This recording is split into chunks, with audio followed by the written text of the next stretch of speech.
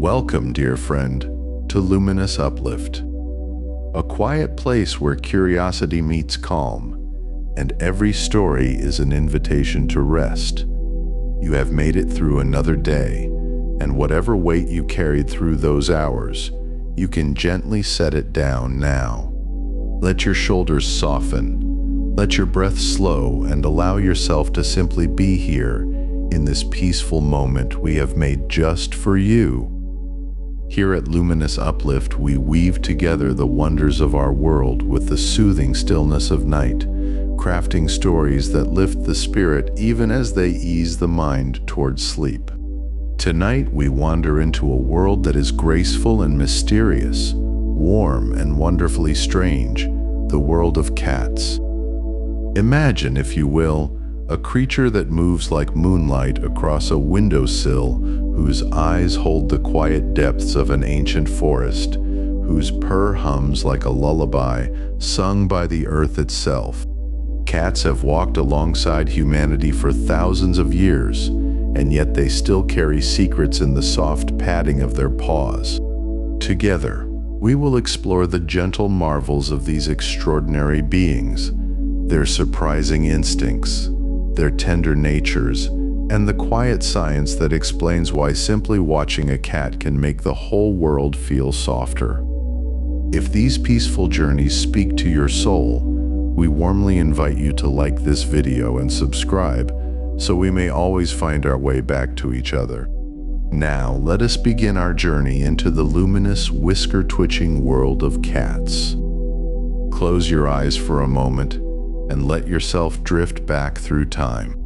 Not just years, not just centuries, but thousands upon thousands of years, back through layer after layer of human history, past the great empires and the first cities, past the earliest written words scratched into soft clay, all the way back to a world that was just beginning to change.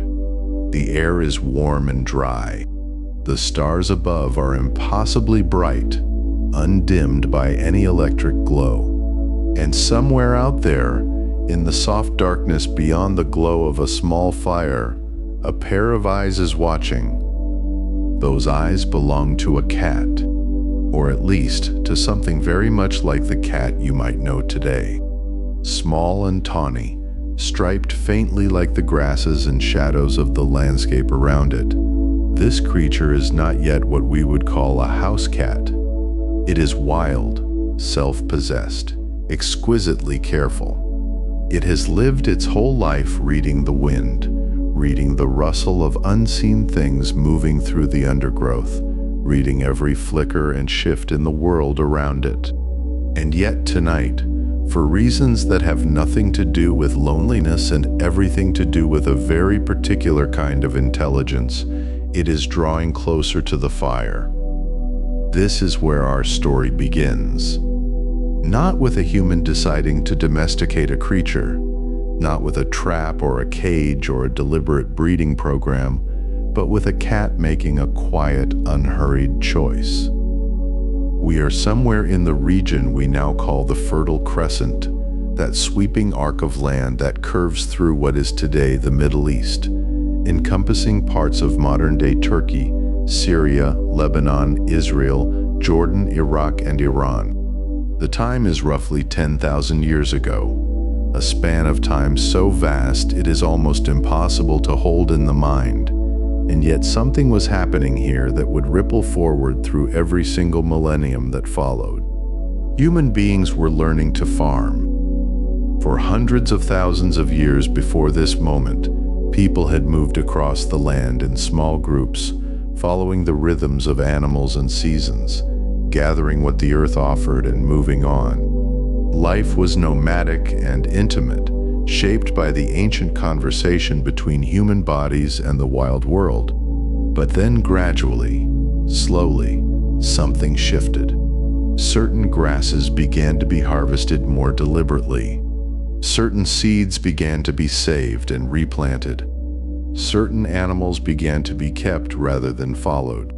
And in the valleys and river plains of the Fertile Crescent, the first true farming settlements began to take root.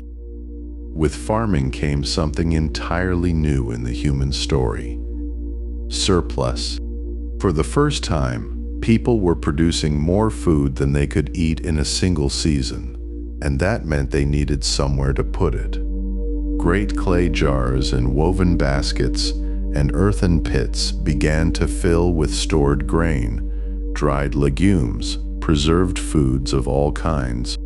These stores were the foundation of civilization, the thing that made it possible for humans to stay in one place long enough to build walls, to establish routines, to begin imagining a future that looked something like the present. But stored grain attracted something else entirely: mice, rats, small burrowing creatures of every description, drawn irresistibly to these vast, rich caches of food that sat waiting in human granaries. And where the mice gathered, something else followed. Something with amber eyes and velvet paws and the patient, unhurried focus of a born hunter. The African wildcat, known to science as Felis sylvestris libica, had been living across the grasslands and scrublands of Africa and the Middle East for millions of years. It was a masterful predator of exactly the kind of small rodents that were now flooding into human settlements in unprecedented numbers. Slightly larger than a modern house cat, with a ticked tabby coat designed to disappear into dry grass and dappled shade, the African wildcat was in many ways perfectly suited for the world that farming had accidentally created. And here is the thing that makes this story so extraordinary, so different from the story of almost every other domesticated animal on Earth. The wildcat was not captured. It was not cornered or coaxed or carefully bred toward tameness by human hands. It simply noticed that something interesting was happening near human settlements, and it moved closer. It was, in the most precise scientific sense of the phrase, an animal that domesticated itself. Most of the creatures we now think of as domestic animals, horses, cattle, sheep, pigs, dogs in their earliest forms, were brought into human life through deliberate effort. Humans saw utility in these animals and worked, sometimes over generations, to make them manageable, to breed away their wildness, to shape them into partners. But cats followed a different path entirely. They assessed the situation. They weighed the abundance of prey against the presence of large, occasionally noisy bipeds, and they concluded, with the pragmatic clarity that cats have never entirely abandoned, that the arrangement had merit. The wildcats that were most likely to thrive in this new niche were not necessarily the bravest or the most aggressive, but the ones that were slightly more comfortable with human proximity. A wildcat that could tolerate being seen, that didn't bolt at every human footstep, that could hold its ground long enough to make a kill near a granary without fleeing in panic. That cat would eat better than its more skittish cousins.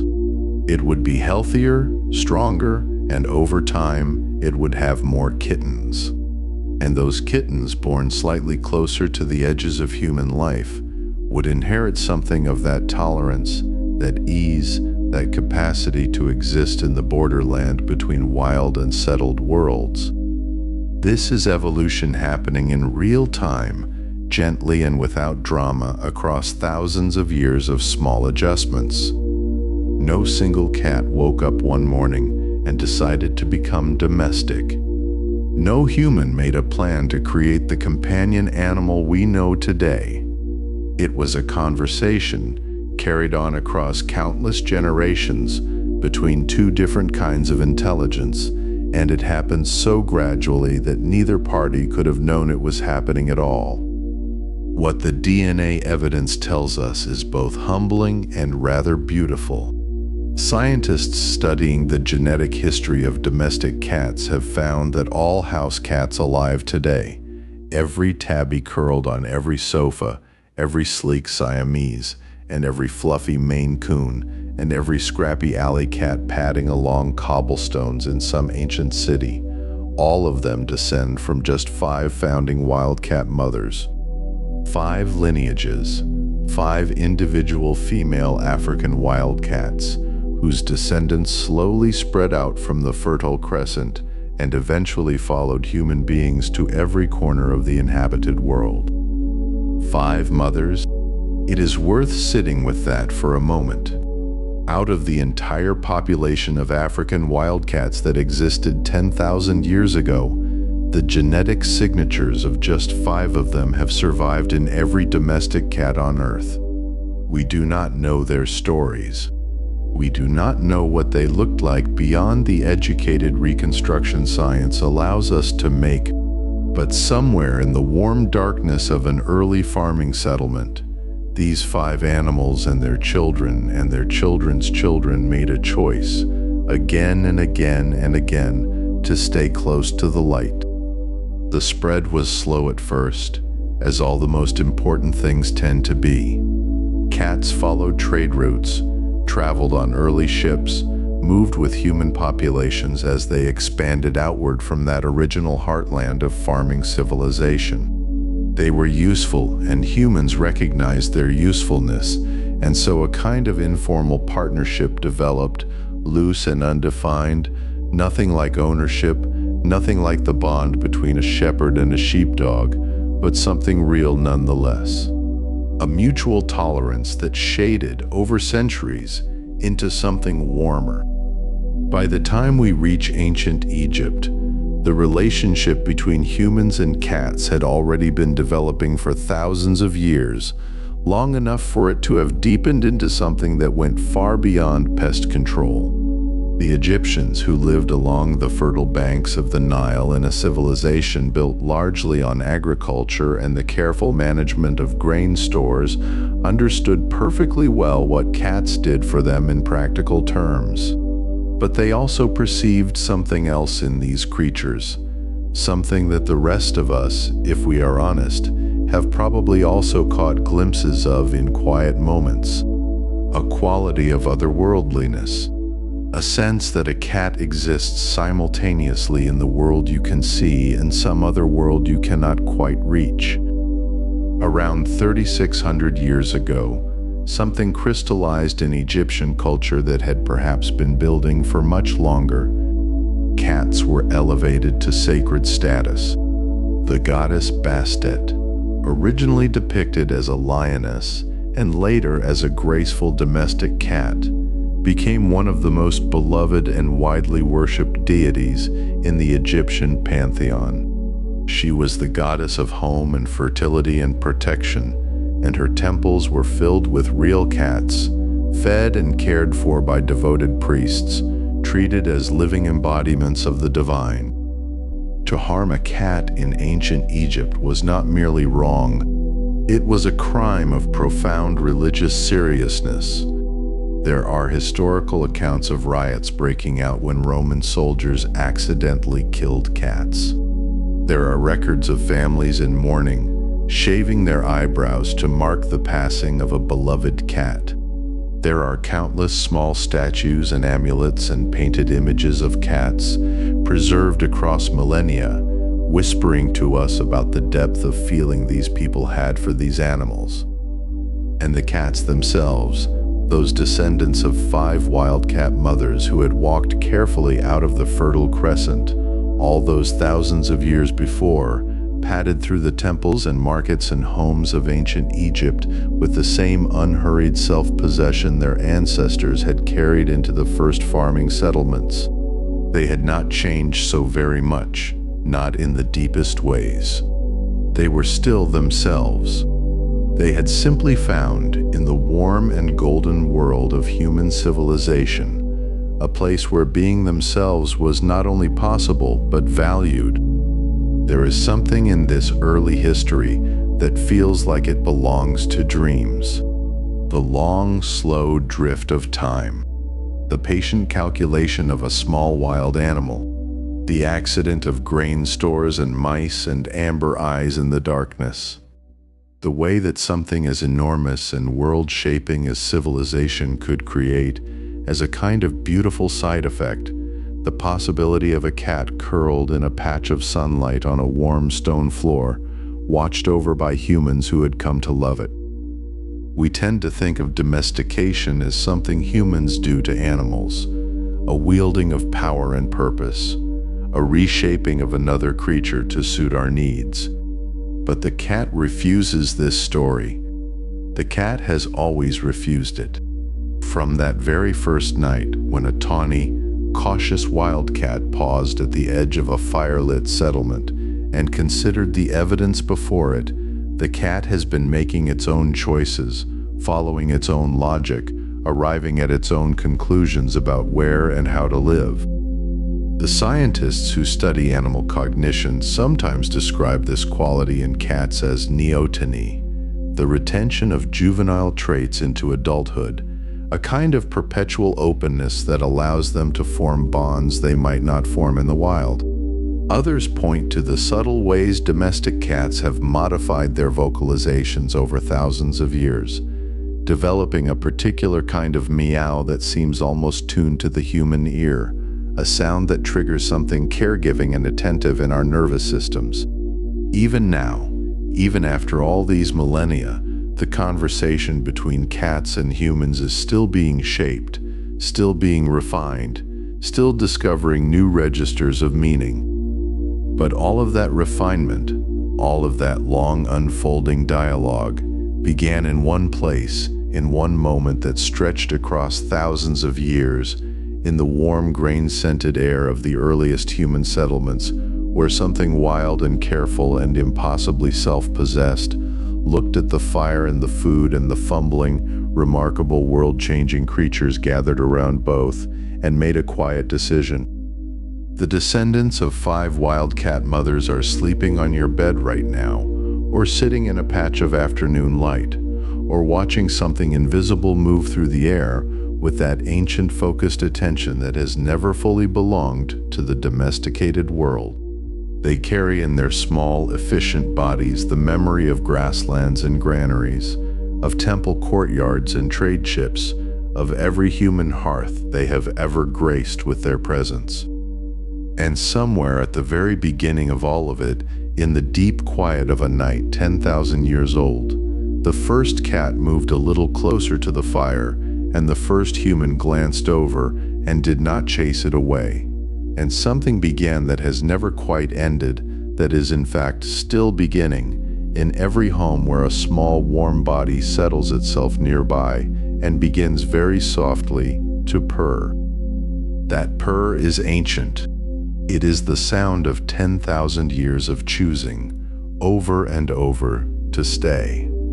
It is the sound of an animal that could have remained entirely wild, that had all the tools and instincts required for wildness, deciding instead to linger at the edge of the human world and see what the night would bring. It is not the sound of surrender. It is not the sound of need. It is something more interesting and more mysterious than either of those things, something that the ancient Egyptians recognized when they made a goddess in the shape of a cat and filled her temples with living, breathing, thoroughly unimpressed felines who accepted the worship as their due and asked for nothing more complicated than a warm place and sufficient prey. We will follow this story much further through centuries of sailing ships and plague years and medieval suspicion and Renaissance paintings, and the long, slow journey of the cat from working animal to beloved companion, through all the strange and winding roads that led from that first fertile crescent fire to the present moment. But for now, let yourself rest in that beginning, in that ancient warm darkness, where everything was just starting, where the world smelled of new grain and open sky, and the particular clean scent of a wild animal standing at the threshold of something it had not yet named. Let the fire burn low in your imagination. Let the stars wheel overhead in their ancient patterns, the same stars that looked down on the first farmers and the first cats, and the first hesitant negotiations of a relationship that would outlast every empire those early humans could have dreamed of building. Let your breathing slow and let the image settle softly in your mind. That small, careful figure at the edge of the light, watching, considering, belonging entirely to itself, and yet drawn forward by something it could not quite explain, some instinct older than language and quieter than thought.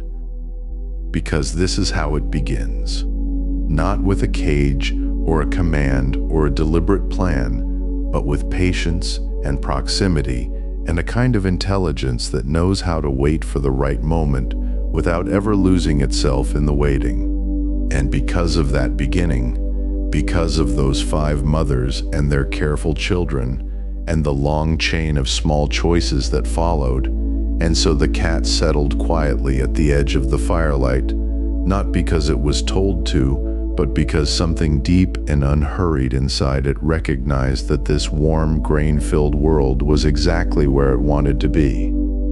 And there it rested, with the kind of stillness that only a creature deeply at ease with its own nature can achieve. Not the stillness of sleep, not quite, but the stillness of something that has tuned itself so precisely to the world around it that it no longer needs to move to understand everything that is happening. The cat blinked slowly, and its eyes caught the firelight for just a moment, flashing with that strange and luminous gold that has always made humans pause, look twice, and feel something ancient and unnameable stir inside them.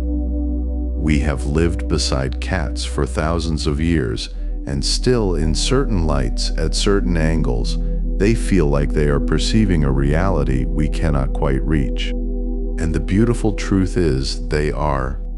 The world that a cat inhabits is not the world we inhabit, even when we share the same room, the same floor, the same quiet evening. A cat is surrounded by a sensory richness so layered and so fine-grained that it would be almost overwhelming to imagine if it weren't so deeply woven into the fabric of what a cat simply is. This is not something remarkable to the cat. To the cat, it is just the world, the ordinary texture of being alive. Let us begin with the whiskers, because they are perhaps the most poetic of all the cat's extraordinary gifts. The formal name for them is vibraceae, from the Latin word for vibration, and that name carries within it something true and essential. Whiskers are not simply long hairs that happen to grow on a cat's face. They are precision instruments, each one rooted in a follicle so dense with blood vessels and nerve endings that it functions almost like a fingertip, a place where the world is read and interpreted with extraordinary sensitivity. Close your eyes for a moment and imagine the richness of sensation in your own fingertips, the way you can feel the grain of wood, the coolness of glass, the almost imperceptible roughness of a piece of paper. Now imagine that sensitivity distributed across the face, not touching surfaces directly, but reading the air itself. That is something closer to what the whiskers offer. Each individual whisker is rooted in what scientists call a proprioceptor-rich follicle, a small blood-warm chamber buried in the tissue of the muzzle, brimming with nerve endings that connect directly to the nervous system, carrying information upward into the brain with remarkable speed. The whisker itself does not need to touch anything to gather information. It can detect changes in air currents, subtle shifts in the way the air moves around objects, the faint pressure waves that precede a movement, the gentle disturbance that a mouse makes simply by existing on the other side of a dark room. A cat walking through darkness does not need to see every obstacle. Its whiskers read the space around it like a map drawn in air, in pressure, in the almost inaudible conversation between moving things and the atmosphere they displace. The whiskers that grow on the muzzle are the most visible, those long, elegant wires that fan outward like the spokes of some delicate instrument, But cats also have whiskers above the eyes, on the chin, and on the backs of the lower front legs, small and easy to overlook, but present and sensing. Even the leg whiskers have their purpose, offering information about whatever is being held between the paws, adding another layer of texture to a creature already wrapped in sensation. When a cat crouches and becomes very still, it is not simply waiting. It is reading, it is receiving. The whiskers are moving in ways so small that human eyes would miss them entirely. Micro adjustments that open the cat to the finest available data from the space around it, like an antenna slowly turning to find the clearest signal. Now soften your breathing a little more and let the image of the firelit cat remain with you, sitting in its quiet splendor, and consider that alongside all of this, the cat is also hearing things you cannot hear, listening to frequencies that exist entirely outside the range of human perception. Where a human ear, in its best and youngest condition, can detect sounds up to around 20,000 hertz, a cat's hearing extends all the way to 64,000 hertz, more than 3 times the upper boundary of what we can perceive. That upper range places cats among the most sensitive hearing animals on Earth, surpassing dogs, surpassing most primates, reaching into a register of sound that belongs to the ultrasonic, the realm of bat navigation, of the high, thin squeaks that mice make to one another in the dark, of the frequencies that travel through walls and under doors and across the cool night air in ways that human ears simply cannot catch. Think about what this means, sitting quietly in the same room as a cat. While you hear the crackle of the fire, the soft settling of the house, the muffled sound of wind against glass, the cat hears all of that and then an entire additional layer of the world stacked above it. Sounds that to you are silence. A cat can hear the ultrasonic cry of a mouse behind a wall. It can hear the high-frequency communication between bats navigating through the dark outside the window. It can hear things that have no name in human experience because we have never had access to them. Sounds that exist for us only as the measured data points of scientific instruments, as numbers on a chart, as the theoretical knowledge that such frequencies exist, somewhere, just beyond the edge of our reach. And the ears themselves are extraordinary structures, each one capable of rotating up to 180 degrees independently of the other, swiveling with a precision that allows the cat to triangulate the location of a sound with remarkable accuracy, not just knowing that something is there, but knowing exactly where it is, how far away, at what height, in which direction it is moving. The muscles that control this movement are small and quick, and you can sometimes watch a cat's ears rotate in sleep, tracking a sound in a dream, chasing something through the acoustic landscape of the unconscious mind. If the whiskers read the world of air and pressure, and the ears reach into the sonic world beyond human limits, then the eyes open onto something even more luminous, even more quietly astonishing. The cat's eye is one of the most sophisticated light-gathering instruments in the natural world, a piece of biology so elegantly engineered that it turns the near darkness of a moonlit night into something navigable, detailed, and clear.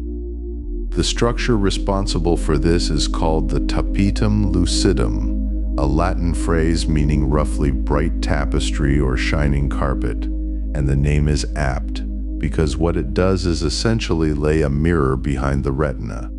In most daytime creatures, light enters the eye, strikes the photoreceptors, and is absorbed. In a cat's eye, light that passes through the photoreceptors without being absorbed hits the tapetum lucidum and is reflected back, giving the photoreceptors a second chance to capture it.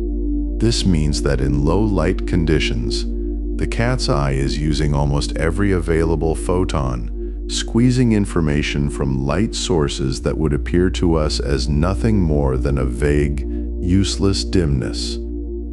This is the source of that strange glow, the eye shine that has been lighting up the edges of human imagination for as long as cats and people have shared the dark together. When you see a cat's eyes catch a headlight or a torch beam in the night, flashing green or gold or copper, you are seeing the tapetum lucidum at work, reflecting back the light that has already passed through the eye once.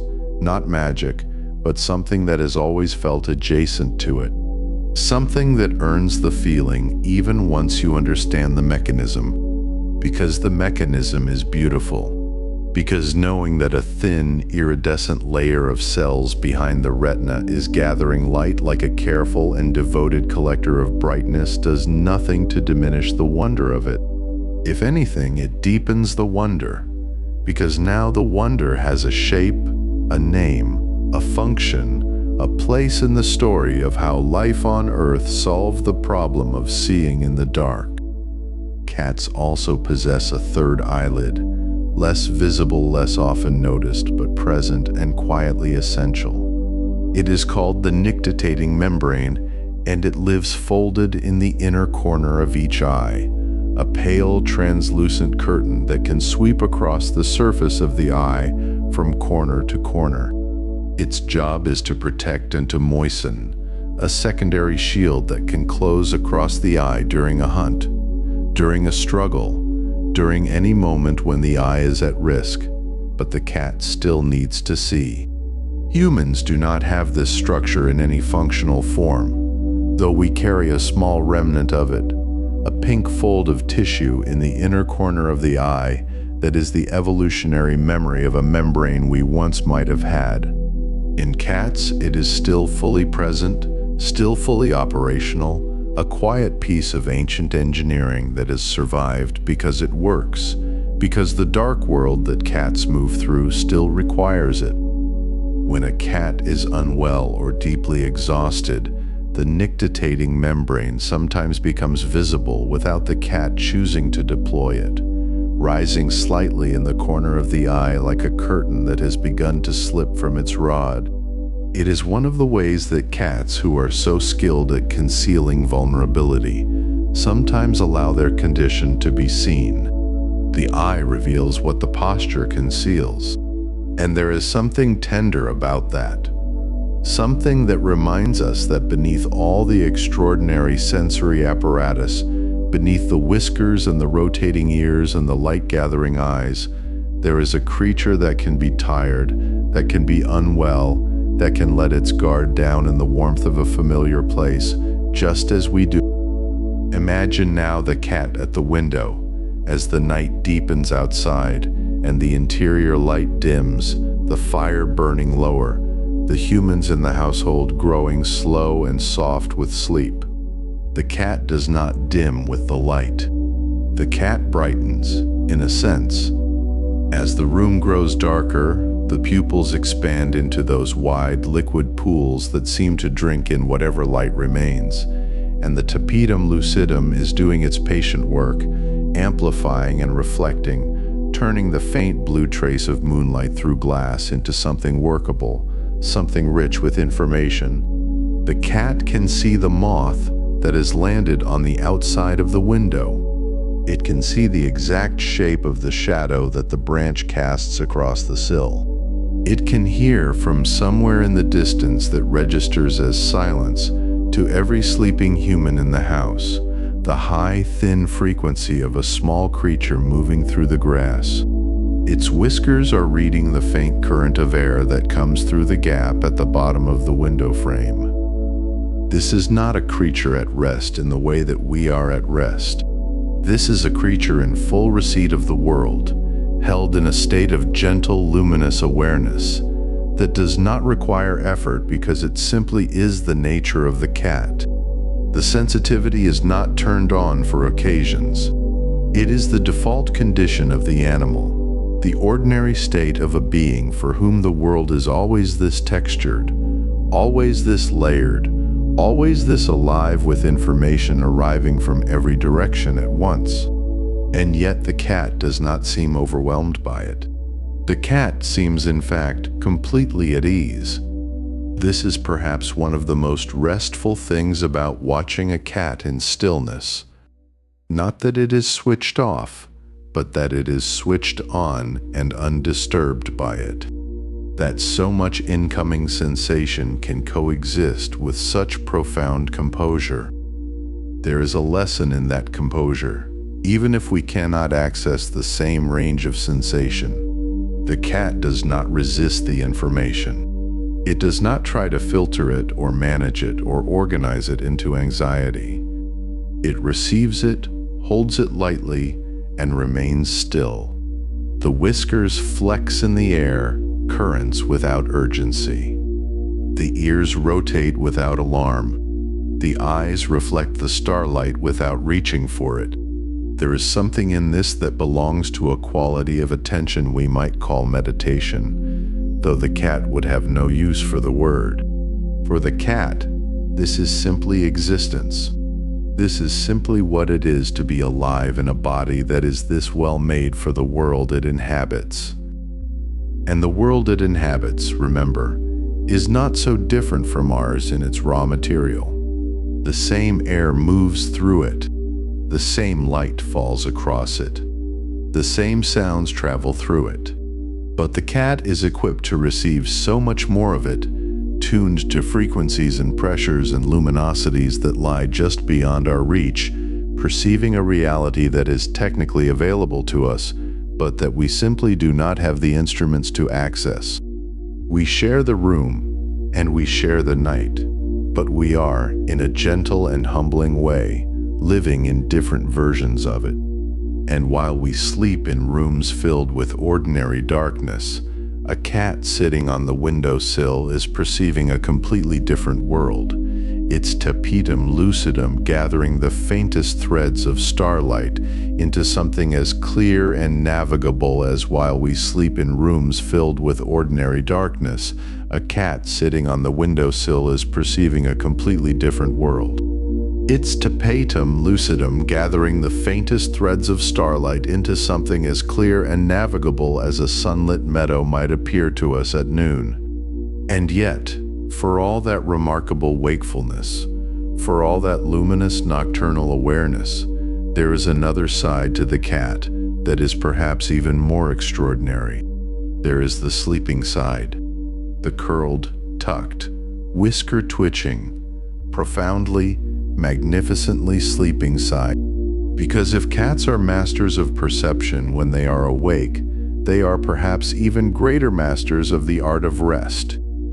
Consider for a moment what it means to sleep between 12 and 16 hours every single day. Not because something is wrong, not because the body is failing or the spirit is weary, but simply because that is the elegant ancient rhythm the body was designed to follow. 12 to 16 hours of sleep, day after day, a life measured in long golden stretches of stillness, punctuated by those brief luminous windows of wakefulness. Some cats sleep even longer than that. Some individuals, particularly older cats or very young kittens, drift through as many as 20 hours out of every 24 in some state of sleep or drowsy repose. 20 hours, close your eyes and imagine that. Imagine a life where the default state, the resting position of your entire existence, is a warm and heavy-lidded softness. We sometimes look at a sleeping cat and feel a mild, affectionate envy. There is something in the image, a cat coiled like a comma on a sunlit cushion, breathing slowly, entirely unbothered by the urgent noise of the world, that speaks to something deep and tired inside us. We recognize it, even if we cannot quite reach it ourselves. We see in that sleeping creature a kind of permission. Permission to be still. Permission to be warm. Permission to let the day dissolve into something gentler and softer without guilt or resistance. But why do cats sleep so much? The answer lives deep in their evolutionary history. in the story of what cats are and what they were long before they learned to tolerate our furniture and accept our offered meals. Cats are obligate carnivores and ancestral hunters, and hunting is one of the most metabolically expensive activities a body can perform. The burst of explosive energy required to stalk, sprint, and capture prey, muscles firing at full intensity, the cardiovascular system surging, the nervous system lit up like a constellation, all of that costs something enormous. And so the body, in its extraordinary wisdom, builds recovery time into the architecture of the day. Sleep is not laziness in a cat. Sleep is strategy. Sleep is the recharging of a very precise and very powerful biological instrument. There is a quality of light that belongs to cats in a particular way, and it is the light of the hours just before sunrise and just after sunset.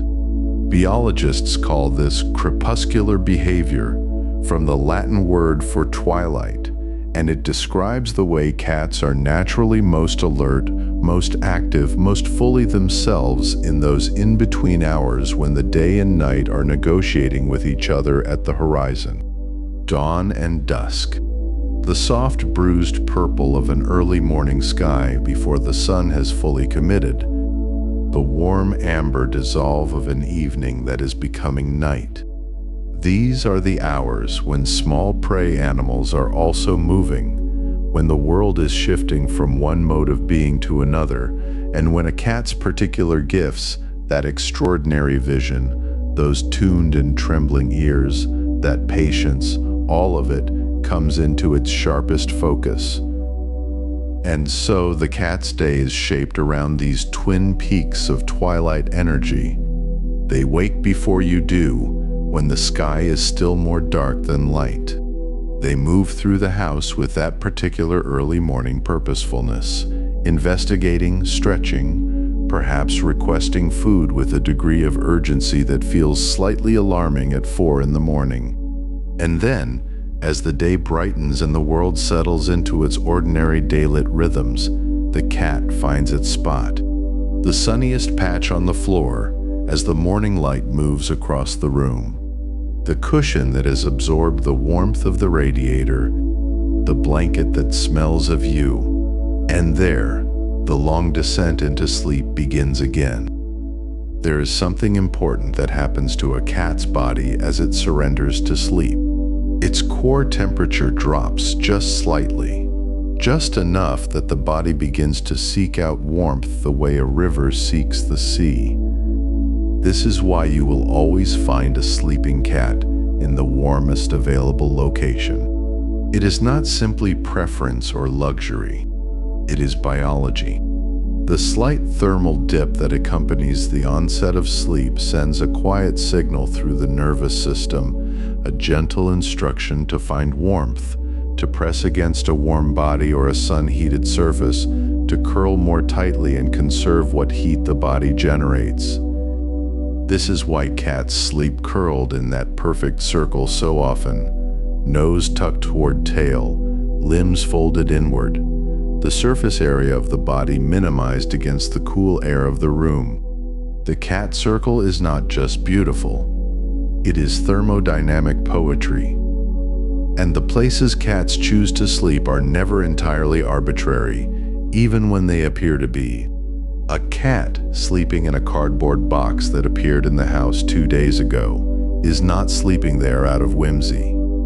It is sleeping there because the box is enclosed on 3 sides and offers a sense of security. Because the cardboard holds warmth.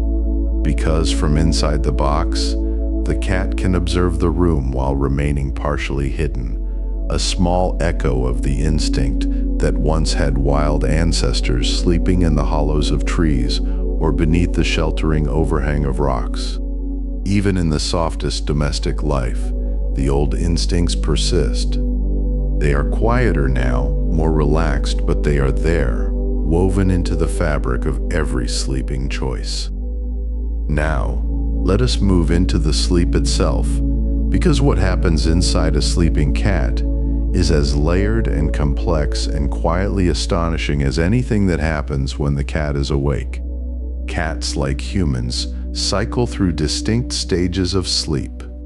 There is light sleep and there is deep sleep, and within that deep sleep, there is the phase we call REM, which stands for rapid eye movement, that vivid and electrically alive stage of sleep during which dreams occur in humans. And it is now believed, with considerable scientific weight behind the belief, that cats dream too. Watch a sleeping cat closely sometime, in a drowsy and unhurried moment, and you may see it, the tiny trembling of a paw, as though it is pressing against something soft and yielding, the flicker of whiskers, the almost imperceptible twitch of an ear. Sometimes the lips move very slightly. Sometimes there is a small sound, barely more than a breath shaped into something like a chirp or a murmur.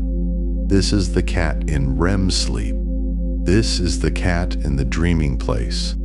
The brain during REM sleep is profoundly active, nearly as active as it is during waking, and it is during this phase that the experiences of the day, the sensations and encounters and small mysteries of a cat's waking hours are perhaps being processed and replayed and woven into the particular narrative that the sleeping mind creates. What does a cat dream of? We cannot know, not with certainty, not in the way we can know the temperature of a star or the weight of a molecule, but we can make gentle, considered guesses. The brain during REM tends to replay waking experience, and so a cat that spent an afternoon watching a bird through a window, every muscle in its body tensed with that particular frustrated hunting attention, may be replaying that scene in sleep. The bird, the glass, the maddening nearness of the unreachable, or perhaps it replays the warm weight of another body pressed close. The smell of something interesting discovered on a walk through a kitchen. The exact texture of a particular patch of carpet that caught the afternoon sun just right. But before the cat reaches REM, before it reaches those deep and dreaming waters, it passes through the lighter stages of sleep, and these lighter stages are where the catnap lives. The catnap. Even the word itself has a quality of drowsiness, a soft word, a napping word. The term entered the English language because of the very particular quality of feline light sleep, the ability to enter and exit a state of rest rapidly and completely, to be one moment apparently deeply asleep and the next fully alert and orientated, as though a switch had been thrown somewhere inside the body. This ability is not accidental. It is another gift from those deep ancestral waters. A cat sleeping in the open, even in the relative safety of a domestic home, cannot entirely abandon its vigilance. Some part of the nervous system remains listening, even in sleep. The ears continue to move, slightly tracking sounds, even when the eyes are closed and the breathing has slowed. A sudden sharp noise will bring a sleeping cat to its feet before the sound has even fully resolved in the air. This is not being a light sleeper in the way we mean when we say it apologetically about ourselves. This is a sophisticated biological adaptation, the ability to rest deeply enough to restore the body while maintaining a thread of awareness that connects the sleeping animal to the world around it. The cat cycles through light and slightly deeper sleep many times throughout the day, taking what we now call cat naps, periods of 10 or 20 or 30 minutes of rest that are not quite the deep consolidated sleep of the night, but are genuinely restorative nonetheless. These cycles are shorter and more flexible than our own sleep architecture, which tends toward long consolidated blocks with extended periods of REM coming in the later hours of the night. The cat's sleep is more fluid, more distributed, a tide that comes in and goes out many times across the course of a day, rather than a single deep immersion. There is something almost philosophical about this, if you sit with it quietly for a moment. The cat does not distinguish between the deserving and undeserving moments of rest. It does not feel that sleep must be earned or scheduled, or confined to the socially sanctioned hours of darkness. When the body calls for stillness, the cat grows still. When a patch of warm light appears on the floor, the cat finds its way into it and closes its eyes without apology. There is a completeness in this, a kind of harmony between need and response, between what the body asks for and what the creature allows itself to receive. The cat does not resist sleep. The cat does not negotiate with sleep. The cat simply goes, and as a cat sleeps, you can watch the whole body gradually release. First, the tail goes still. Then the particular alert tension leaves the shoulders. The paws soften. The slightly furrowed concentration that even a resting cat can carry in the muscles around its eyes smooths out, and the face becomes peaceful in a way that is almost startling. There is a completeness to a sleeping cat's face, a quality of having arrived somewhere, of being entirely present in this place of warmth and stillness. That is one of the more quietly beautiful things this world offers to those paying attention. The warmth seeking deepens as sleep deepens. You may notice that a cat which settled to sleep in one position will, over the course of an hour, migrate almost imperceptibly toward a source of warmth, pressing closer to your leg if you are nearby, or shifting to follow the moving rectangle of sunlight as it travels slowly across the floor through the course of a morning. The sleeping body is still receiving information, still responding to the world, but the response now is only thermal, only the simple and profound instruction to be warm, to be still, to be held by warmth as the sleeping mind does whatever it is that sleeping minds do. And it is in those deepest moments of feline sleep, when the body temperature has found its gentle resting point, when the heart rate has slowed and the breathing has become barely perceptible, a shallow and steady tide, that the REM phases arrive again, that brief and brilliant island of dreaming within the ocean of rest. And the paws begin their tiny, barely there movements, and the whiskers shift like grass in a breeze that only the dreaming cat can feel. Somewhere in that gentle twitching of paws, in that barely there flutter behind closed eyelids, a sleeping cat is perhaps chasing something through a dreamscape built entirely from scent and shadow, a world we can only imagine as somewhere in that gentle twitching of paws, in that barely there flutter behind closed eyelids. A sleeping cat is perhaps chasing something through a dreamscape built entirely from scent and shadow, a world we can only imagine as something liquid and luminous. A place where the rules of waking life dissolve into pure sensation, pure instinct, pure being.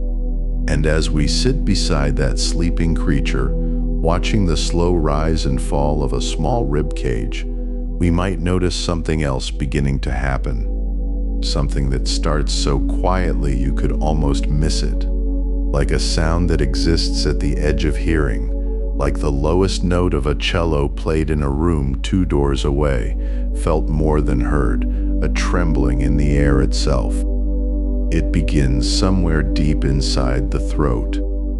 The purr is one of those sounds that feels older than language, older than almost anything we might call communication, and yet it is among the most sophisticated things a cat's body knows how to do. To understand it, we have to travel inward, down past the soft fur and the warm skin, past the fine architecture of muscle and cartilage, and into the larynx, that small structure nestled at the top of the windpipe, the same structure that gives every animal its voice. In most creatures, the larynx does one thing at a time. It opens to let air move freely, and it tightens to shape breath into sound. But in a cat, something more intricate is happening, something almost miraculous in its precision. The laryngeal muscles, those tiny muscles that line the walls of a cat's voice box, begin to move in a rhythm. Not the sustained contraction that produces a meow or a trill, but a rapid, oscillating flutter, opening and closing, like a door that cannot quite decide whether to be ajar or shut. Each time those muscles contract and release, the glottis, that narrow opening between the vocal cords, responds in kind, flaring wide and then drawing together again over and over, dozens of times every single second. And it is that rhythm, that rapid mechanical opening and closing of a tiny passage in a cat's throat, that produces the sound we know so well. The purr is not one continuous tone. It is a rapid series of tiny interruptions, so fast and so regular that our ears blend them into something seamless, something whole, something that feels like the very sound of calm. And then there is the frequency. This is where the science of the purr begins to feel less like biology and more like something closer to wonder. Cats purr within a range of roughly 25 to 150 hertz. Those numbers might not mean very much on their own, just figures, just measurements, the language of physics rather than poetry. But let us sit with them for a moment, because tucked inside those numbers is something that researchers have been quietly marveling at for decades. The frequency range of a cat's purr overlaps almost perfectly with the range of vibrations that scientists have identified as beneficial to bone density and tissue healing in the human body. 25 to 50 hertz has been associated in various studies with the stimulation of bone growth and repair. Between 50 and 150 hertz, researchers have observed effects on tendon and muscle tissue, on wound healing, on the reduction of inflammation. These are the very frequencies that some physiotherapists and sports medicine specialists use deliberately, applying vibrational therapy to injured limbs, to healing fractures, to recovering muscles. And a cat, simply by breathing and contracting the small muscles of its throat, produces this same therapeutic hum without any equipment, without any intention, perhaps without any awareness at all. Some researchers have begun to call the purr a built-in healing mechanism, and when you consider the numbers, it is difficult to argue with them. There is something in that phrase that deserves to be rolled over slowly in the mind, like a smooth stone turned in a careful hand. A built-in healing mechanism, not something the cat was taught, not something that required invention or discovery, something that simply exists within the animal's body, as natural as sleep, as natural as breathing. The vibrations produced by purring have been studied in the context of tissue regeneration, the process by which damaged cells are repaired and replaced. At the frequencies a cat produces, scientists have observed acceleration in this regenerative process, as though the sound itself is a kind of instruction whispered to the body's own repair systems, a gentle reminder that healing is always possible, that the body knows how to mend itself if given the right conditions. There is something deeply comforting in that idea, especially in the quiet hours of night, when we lie still and let our minds grow soft around the edges. The thought that healing can be a frequency, that recovery can be a hum, that the body listens to sound in ways our conscious minds have barely begun to understand. The cat does not know any of this, of course. Or if it does, it knows it the way trees know to grow toward light, the way rivers know to find the sea, not through thought or calculation, but through some deep orientation written into the very nature of the thing. The cat purrs because it must, because the body calls for it. And here is something worth pausing on, something that shifts the way we might think about the purr and the creature that produces it. We tend to assume almost automatically that a purring cat is a happy cat. It is a reasonable assumption. We have all felt a cat settle into our lap, heard that rumbling warmth begin, and interpreted it as contentment, as a small signal of trust and ease. And sometimes that is exactly what it is. But the purr is also something else entirely. Cats purr when they are frightened. They purr when they are in pain. They purr during labor, through the extraordinary effort and discomfort of giving birth. They purr in the waiting rooms of veterinary offices, on examination tables, in the moments before difficult things happen. They purr when they are injured, sometimes severely.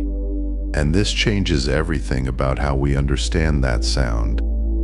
If a cat purrs through pain, through fear, through the bodily upheaval of bringing new life into the world, then the purr is not simply an expression of feeling. It is an act of self-regulation, a turning inward, a way of using the body's own resources to manage what the body is experiencing. The purr becomes, in this light, a form of self-soothing that operates at a physiological level, not just an emotional one. The cat is not merely signaling contentment to the outside world. It is dosing itself, in a sense, with the very frequencies that promote healing and calm, using its own larynx as both instrument and medicine. There is something quietly extraordinary about this, something almost philosophical. The body that is suffering also carries within it the mechanism for its own comfort. The creature in pain is not helpless, because it can do this one ancient thing, this rhythmic opening and closing of a small passage in its throat, and in doing so speak to its own cells in a language they already understand. This dual nature of the purr, its ability to be both an outward expression and an inward act, makes it one of the more layered forms of animal communication we know of. And the layering goes even deeper than that. Within the broad, low rumble of an ordinary purr, there exists a variation that researchers have given a name, and the name itself is almost poetic in its precision. The solicit purr. When a cat wants something from a human, when it is hungry or seeking attention, or trying to communicate a particular kind of urgency, it is capable of embedding within the steady rumble of its purr a secondary sound, a higher frequency component that sits nestled inside the lower vibration like a small, bright thread woven through a darker cloth. This embedded sound bears an acoustic similarity to the cry of a human infant, not identical, not a perfect mimicry, but close enough and placed at just the right frequency to produce in the human listener a response that is difficult to override. We find this sound hard to ignore, not merely inconvenient to ignore or mildly uncomfortable to ignore, but genuinely, physiologically difficult. Our nervous systems are tuned, over long evolutionary time, to respond to infant cries with a kind of alert readiness, a priming for action, a gentle but insistent pull of attention. And the cat, perhaps through long coevolution with humans, has discovered or stumbled upon, or simply retained from some ancestral accident, a way to produce a sound that activates exactly this response. The solicit purr reaches into something older than our relationship with cats, older than our relationship with domesticity itself, and it pulls at a thread woven into our most fundamental biology. What is remarkable is that most people cannot consciously identify what is different about a solicit purr. They hear a purr.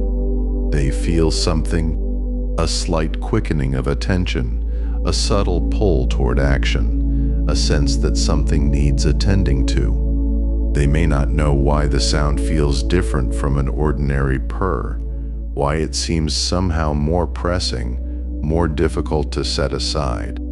The frequency embedded within it is doing its work below the level of conscious awareness, speaking not to the thinking mind, but to something deeper, something that does not need to understand in order to respond.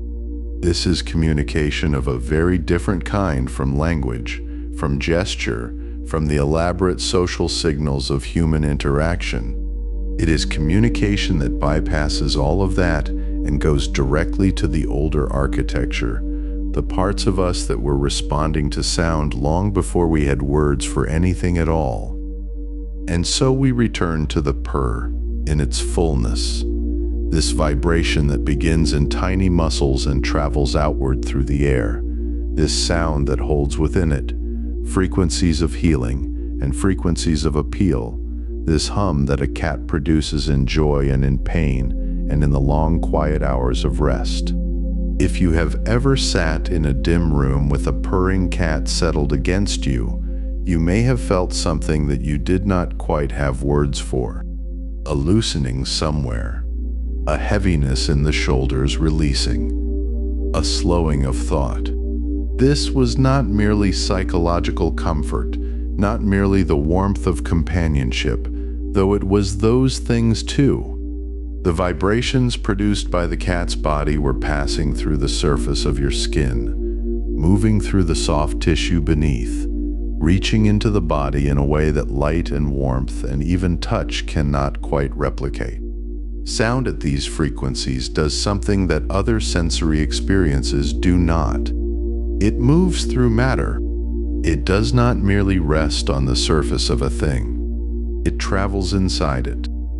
And there is something profoundly ancient about the way that sound moves through the air and into the body of whoever sits nearby. A vibration that science is only beginning to understand as far more than simple contentment, reaching into tissue and bone the way music reaches into, and there is something profoundly ancient about the way that sound moves through the air and into the body of whoever sits nearby. A vibration that science is only beginning to understand as far more than simple contentment, reaching into tissue and bone the way music reaches into memory, the way a lullaby heard in childhood resurfaces decades later in a moment of quiet, pulling you gently backward toward something warm and half-forgotten. The purr is a kind of language, yes, but it is also something older than language, something that exists beneath words, beneath even intention, a phenomenon that bridges the space between two species who were never supposed to understand each other at all. And yet they do understand each other. Somehow, impossibly, they do. If you have ever lived with a cat, you already know this in the particular way that only lived experience can teach. You have felt it in the moment a cat looks across a room at you and holds your gaze just a beat longer than necessary, in the way they find you specifically when you are sad, in the way they arrange themselves near you without touching, as if proximity itself is a form of conversation. You have sensed, without quite being able to explain it, that something is being communicated, that something is being said. Tonight, in this soft and drowsy hour, let us listen a little more closely to what that something might be. There is a fact about cats that never quite loses its power to astonish, no matter how many times you encounter it. Adult cats, living among other cats, almost never meow at each other. The meow, that sounds so thoroughly associated with the very idea of a cat that we use it to describe the animal itself in countless languages across the world, is not a sound that cats regularly produce for one another. Kittens will mew to their mothers, tiny urgent sounds that carry the entire weight of need and hunger and the desire for warmth. But as cats grow older, that vocalization fades from their inter-cat communications almost entirely. What replaces it is a complex and largely silent vocabulary of body language and scent and slow, deliberate gestures that other cats read with ease. The meow then belongs to us. Over the long, slow centuries of living alongside human beings, cats developed, refined, and elaborated upon this sound specifically as a way of reaching across the space between species. It is an act of linguistic creativity so extraordinary that it barely receives the wonder it deserves. A cat looked at a human, recognized that this particular kind of creature was responsive to sound in a very particular way, and invented a whole new mode of vocal expression tailored precisely to that audience. The meow is not the cat's natural voice. It is the voice they made for us. It is a gift of a kind, the kind of gift that asks for nothing in return except attention. And the range and richness of that gift is staggering when you look at it closely. Cats are capable of producing over 100 distinct vocalizations. 100. Dogs, by comparison, produce something closer to 10. The feline vocal repertoire is a vast and nuanced instrument, an orchestra contained within a small warm body that might weigh no more than 4 or 5 kilograms, but carries inside it a complexity of sound that most creatures could not begin to approach. There are the short, bright chirps that cats make when watching birds through a window, a sound of such particular and concentrated frustration that it makes you smile even when you hear it for the 100th time. There are the trills and the chirrups, the rising sounds of greeting that a cat makes when you walk through the door, something between a purr and a meow, a sound that carries warmth in its very construction. There are the long, low yowls of distress or displeasure, drawn out and mournful as a foghorn in deep water. There are the rapid, chattering staccato sounds of the hunter, the soft questioning sounds of curiosity, the particular urgent cadence of the feeding call that sounds so different from all the others that even humans who have never owned a cat can recognize it as a request. And individual cats develop their own dialects, shaped by the humans they live with. Research into feline communication has found that the meows of cats who live with human beings are subtly influenced over time by the speech patterns and vocal habits of their owners, a kind of gentle mutual tuning, two instruments in the same room slowly drifting toward each other in pitch and rhythm. Your cat does not just speak to you. Your cat has learned to speak to you in a way that you specifically will hear and respond to. The relationship is collaborative in ways that we are only beginning to articulate. But voice is only one part of this language. In many ways, it is not even the deepest part. Think of the slow blink. You may have experienced this without knowing it had a name, without knowing it had been studied, without knowing that what passed between you and a cat in that quiet moment was something scientists have taken seriously and documented carefully. A cat looks at you from across the room, or from the arm of a chair, or from a sunlit square on the floor where they have arranged themselves with all the careful deliberation of a painter choosing a subject. And then, slowly, the eyes close. Not quickly, not the rapid blink of something startled or surprised, but slowly, gently, with a kind of deliberate languor, the eyes drifting shut and then opening again with the same unhurried grace. Sometimes just halfway. Sometimes the lids drop and rise like something barely awake, barely concerned with the effort of staying entirely present. This is one of the most intimate communications a cat will offer you. The slow blink is a signal of trust, of ease, of the profound relaxation that comes only when a creature feels entirely safe. In the wild, closing your eyes in the presence of another being is one of the most vulnerable things you can do. It is a momentary surrender of your primary sense, a willingness to be briefly without the vigilance that survival requires. For a predator, it is a statement. For a small animal sharing space with the world and all its uncertainties, it is an act of extraordinary confidence. When a cat slow blinks at you, they are saying, in the clearest possible terms, that you are not a threat. More than that, they are saying that you are safe, that your presence is something they choose, that in all the space of their small and carefully maintained world, you are one of the things they have decided to keep. You can say it back to them.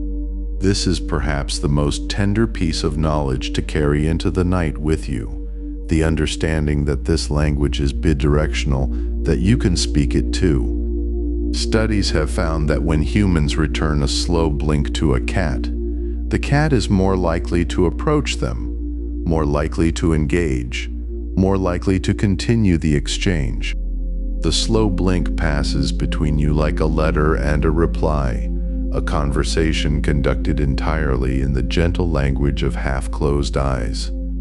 If you have a cat and you have never tried this, you might find yourself thinking of it tomorrow in the ordinary light of morning, when the day is still quiet and there is time for that kind of tenderness. The language goes further still. It goes, in fact, right up to your skin. Bunting is a word that sounds almost comically undramatic for the thing it describes, which is one of the more emotionally significant behaviors a cat engages in when it comes to the humans it loves. When a cat presses their forehead against your face, when they rub their cheeks along your hand, when they push the side of their jaw against the corner of a table or the leg of a chair you often sit in, they are doing something that operates on a register we cannot directly perceive, but that means a very great deal in the world as cats experience it. There are scent glands along a cat's cheeks and forehead and chin, delicate structures that produce chemical signatures unique to each individual animal. And when a cat bunts against something or someone, they are leaving a trace of themselves behind, invisible to human eyes, but utterly clear to any other cat who passes through that space afterward. What they are saying in the language of scent and pressure and deliberate contact is mine. Not in the cold or possessive sense of ownership as we might think of it, but in the warmer, more encompassing sense of belonging. Mine means I have chosen this. Mine means this is part of the world I have claimed and made familiar. When a cat bunts against your face, they are writing your name into the map of their known and trusted world. They are putting you in the category of things that are home. There is something almost unbearably sweet about that, if you let yourself feel it. The idea that somewhere in the private geography of a creature so mysterious and self-contained, so famously independent, and so often misread as indifferent, there is a map of the places and beings that constitute their world. And on that map, quietly and without ceremony, you have been marked. The tail is speaking too, always, even when nothing else is moving. A cat's tail is one of its most expressive and readable instruments, a long, flexible antenna of feeling that broadcasts emotional state with a clarity that rivals anything the face can do. A tail raised straight upward, held high and proud as a flag, is one of the most straightforwardly positive signals in the entire feline vocabulary. It means friendliness. It means openness. It means I am approaching you in good faith and there is nothing complicated in this moment. Cats greet humans they love with raised tails, greeting them the way they might greet another trusted cat. And if you have ever noticed that your cat seems to hold their tail differently when they walk toward you than when they walk across an empty room, you have observed something real and deliberate. You have read the signal, even without knowing the language. The tail that sways slowly from side to side speaks of contemplation or mild irritation, a warning that asks for space without demanding it. The tail that puffs and expands tells you something has alarmed the animal so thoroughly that it has called on all its physical resources to appear larger, to perform a size it does not actually possess. The tail that wraps loosely around a human ankle is the most domestic of poems, a small, quiet gesture of inclusion, a physical comma placed in the middle of an ordinary afternoon to note that here, in this moment, something warm is happening. Body language and voice and scent all weave together into something too rich and layered to be called simple, something that rewards attention the way a piece of music rewards repeated listening, revealing more with each encounter, offering new details to the observer who is patient enough to keep watching. Cats have been described as aloof, as mysterious, as fundamentally unknowable, and perhaps there is a version of that description that is technically accurate. But aloofness and mystery are not the same as silence. The cat is always communicating. The question has always been whether we were listening carefully enough to hear it. In the softest part of this late hour, with the world outside folded into darkness, and the particular quiet that comes only when most things have stopped moving, it is worth sitting for a moment with the scale of what this represents. Two very different kinds of creatures, coming from entirely different evolutionary histories, shaped by entirely different pressures and instincts and ways of understanding the world, finding in each other something useful and then something more than useful, something that shaded gradually over long stretches of time into something that looks from any honest angle, very much like affection. And then, astonishingly, building between them a means of expressing that affection. Not borrowing some existing language, not using the vocabulary that cats use with other cats, or the sounds that humans use with other humans, but constructing something new, something specific, something that exists only in the space between them. Because that is the most remarkable thing of all, the fact that sits quietly at the center of everything we have been moving toward together in this gentle hour, the fact that becomes stranger and more beautiful the longer you contemplate it. Over thousands of years of quiet cohabitation, cats did something no other animal quite managed. They invented an entirely new language, one spoken only between themselves and us. A soft vocabulary of chirps and slow gazes and forehead presses that exists nowhere in over thousands of years of quiet cohabitation. Cats did something no other animal quite managed. They invented an entirely new language, one spoken only between themselves and us. A soft vocabulary of chirps and slow gazes and forehead presses that exists nowhere in the wild, nowhere in the ancient record of animals speaking to animals, a private dialect born purely from proximity and patience and the strange alchemy of two species choosing, again and again, to remain close to one another in the long and lantern-lit evenings of human history. And yet, for all their domesticity, for all the ways a cat has learned to drape itself across a warm laptop or curl into the crescent of a sleeping person's knees, there is something in them that has never fully surrendered to softness. Something that remains aerodynamic, something that remembers at the level of bone and muscle and the quiet machinery of the inner ear, that the world is a place of heights and distances and the sudden vertiginous possibility of falling. Which brings us gently and without hurry to one of the most beautiful pieces of physics in the natural world. The way a cat falls, or rather, the way a cat does not simply fall, the way it transforms falling into something closer to flight. Imagine, if you will, a late afternoon, the kind where the light comes in sideways and turns everything it touches to amber. A cat is sitting on a windowsill, doing what cats so often do, which is to say very little but with tremendous intention. And then, in that unhurried way of theirs, it shifts its weight, miscalculates by the smallest of margins, and tips. For a human, this would be a moment of alarm, a sudden lurch of the stomach, arms windmilling, the clumsy and graceless collaboration of panic and gravity. But for the cat, what happens next is something else entirely. Something that looks, to the watching eye, almost like choreography. Before the cat has fallen even a fraction of a second, before it has traveled more than a few inches through the air, something ancient and precise is already waking up inside it. It begins in the inner ear.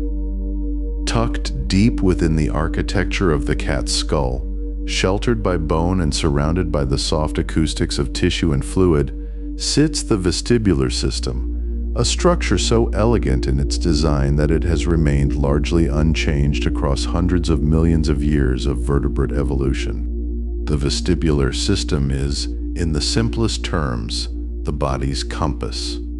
Its oracle, the small tireless mechanism that tells an animal which way is up. In cats, this system is extraordinarily sensitive. It is built around a series of fluid-filled chambers and canals, lined with microscopic hair cells that bend and sway in response to movement, to acceleration, to the shifting orientation of the head in space. When the cat tips from the windowsill, the fluid in these canals moves. The hair cells bend, and in that bending, a signal is born, a message that travels faster than thought, faster than fear, up through the brainstem and out into the body like a quiet and authoritative instruction. The message, translated into the slow language of words, might read something like this: "You are upside down, and here is exactly what to do about it." What happens next has a name. Scientists call it the righting reflex, and it is one of the most studied and admired phenomena in all of biomechanics. Researchers in the 19th century filmed it with early motion cameras, frame by frame, trying to understand how a creature could reorient itself in midair without violating the laws of physics. How could something turn itself around if nothing was pushing it? How could rotation happen in free fall, where there is nothing to push against? The answer, when it came, was extraordinary. It comes down to the spine. A cat's spine is not like ours, where the human vertebral column is a relatively rigid and upright structure designed for the vertical demands of bipedal life. A cat's spine is something far more fluid. It contains 30 vertebrae, 5 more than a human's, and the joints between those vertebrae allow for a range of movement that seems, watching it, almost impossible. A cat can rotate the front half of its body entirely independently of the back half. It can twist itself in 2 different directions at once, bending through angles that would strain any other mammal's understanding of its own geometry. This is the secret hidden inside the righting reflex. Not a single rotation, but 2. When the vestibular system sends its signal, the cat begins a sequence that takes place in distinct and separate phases. First, the cat tucks its front legs inward, close to its body, while simultaneously extending its back legs outward. By doing this, it changes its moment of inertia, a concept from physics that describes how difficult it is to rotate something.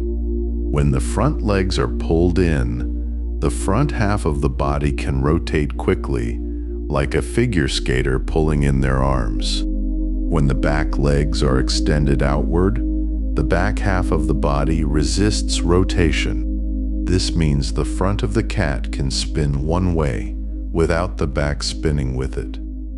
Then the sequence reverses. The front legs extend, slowing their rotation. The back legs tuck in, and now the rear of the body catches up, completing the turn. The result is that the cat, having started upside down, arrives right side up, paws pointing earthward, ready, all without ever having violated the law of conservation of angular momentum. It has not cheated physics. It has simply understood physics more intimately than almost anything else on Earth. And it does all of this without thinking about it. The righting reflex is not a learned behavior. It does not require experience or practice or any of the slow accumulation of trial and error that marks so much of what animals come to know. It is written into the cat before the cat knows anything at all. Researchers have found that the reflex is already detectable in kittens as young as 3 weeks old, tiny, barely formed creatures who have not yet opened their eyes fully, who have not yet developed the full confidence of their own legs, but who already carry within them this ancient knowledge of falling. By 7 weeks, the reflex is fully developed, precise and complete, a masterwork of neural engineering that arrives long before the kitten has any reason to need it. 7 weeks. The reflex, fully formed, sitting quietly inside a small warm creature, who is mostly interested in sleeping and tumbling softly into its littermates. There is something extraordinarily moving about this, if you let yourself sit with it. The knowledge of how to fall is older than the individual. It does not belong to the cat in the way that a learned skill belongs to the one who practiced it. It belongs to the lineage.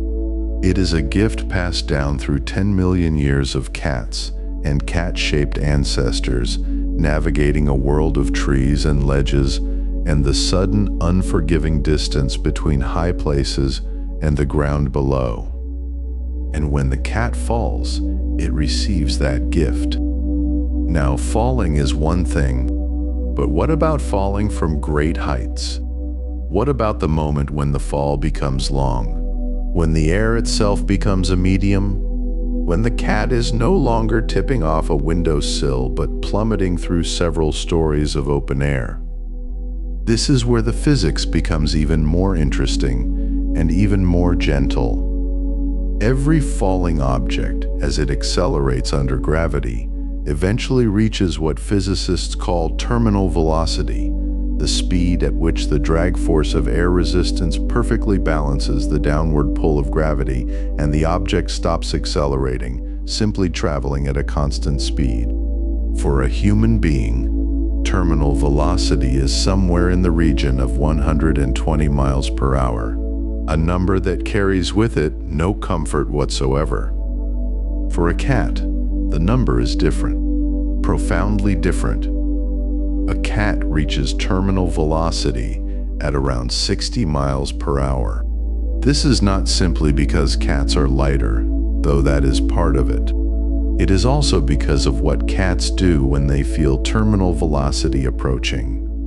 Once they are no longer accelerating, once the vestibular system has completed its work and the body is correctly oriented and the fall has settled into its long, steady downward drift, cats do something that no human falling at speed would think to do. They relax. They spread their limbs outward, increasing the surface area of their body, redistributing their mass into a low, wide, almost parachute-like configuration that dramatically increases air resistance. They become, in effect, a small furry surface catching the air, a shape that the world's slowest and most peaceful parachute might approximate. The muscles soften, the body goes loose and open. And in that looseness, in that spreading, the fall becomes survivable in ways that would seem statistically improbable if you encountered the numbers without context. There is a famous and peculiar data point in the veterinary literature about cats falling from very great heights, multiple stories, sometimes considerably more, and surviving, often with only minor injuries. The explanation is rooted exactly here, in the relaxation, in the spreading, in the terminal velocity that is slow enough, compared to a human's, to allow impact to be absorbed by a body that is loose rather than braced. A body that meets the ground with the physics of a landing rather than a collision. A body that has, in some wordless and luminous way, made peace with the fall. There is a quality to this that sits somewhere between the scientific and the philosophical, if you are in the mood to let it. The cat does not fight gravity. It does not argue with it or panic at it or attempt to outrun it. When it falls completely. But in that completeness, in that full surrender to the downward pull, it finds within itself all the tools it needs to arrive safely. The inner ear speaks. The spine listens. The muscles open. The air becomes a partner rather than an obstacle. And the cat, which has been falling this whole time, finds itself standing on solid ground again, blinking once, perhaps twice in that way cats have of suggesting that nothing remarkable has occurred. Perhaps they are right. Perhaps from inside the experience, it is not remarkable at all. Perhaps the righting reflex feels, to the cat, like nothing more than breathing feels to us, automatic, unhurried, simply the body doing what the body knows. Perhaps falling for a cat is less a crisis and more a conversation. A brief wordless exchange between the self and the world, conducted in the language of fluid and hair cells, and the 30 beautiful vertebrae of a spine designed, among all its many purposes, specifically for this. To twist, to orient, to meet the air on its own terms, to fall with grace. There is something almost meditative in this, something that calls to mind the quality of deep relaxation, the way a body softens when it finally lets go, of holding itself upright, when it stops bracing against the invisible demands of wakefulness and simply gives itself over to rest. The cat at terminal velocity, limbs spread, muscles loose, falling at 60 miles per hour through open air.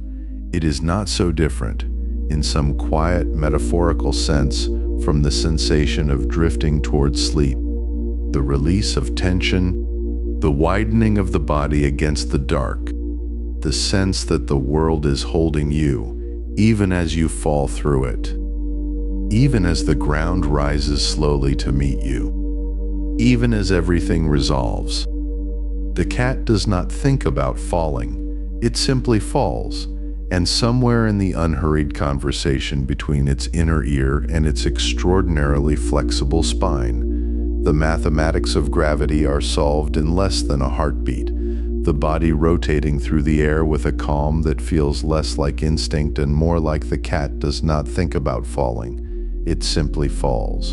And somewhere in the unhurried conversation between its inner ear and its extraordinarily flexible spine, the mathematics of gravity are solved in less than a heartbeat, the body rotating through the air with a calm that feels less like instinct and more like memory, like something the body has always known, like the way water knows how to find the lowest place without being told, without consulting anything at all.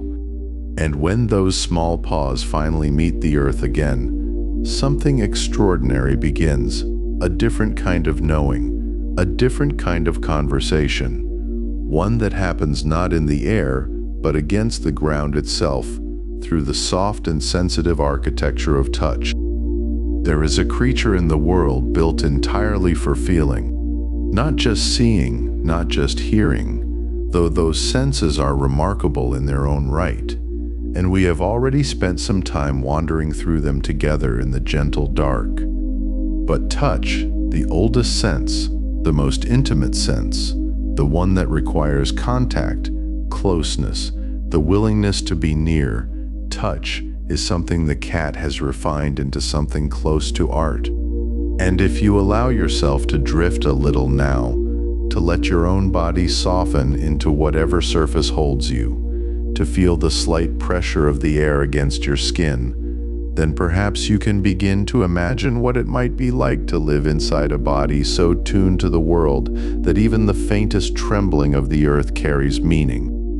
We tend to think of whiskers as the most obvious instrument of feline touch, and it is true that they are extraordinary things, those long, pale filaments that frame a cat's face like the delicate antennae of some dreaming creature. Each whisker, called a vibrissa, is rooted far more deeply than ordinary fur.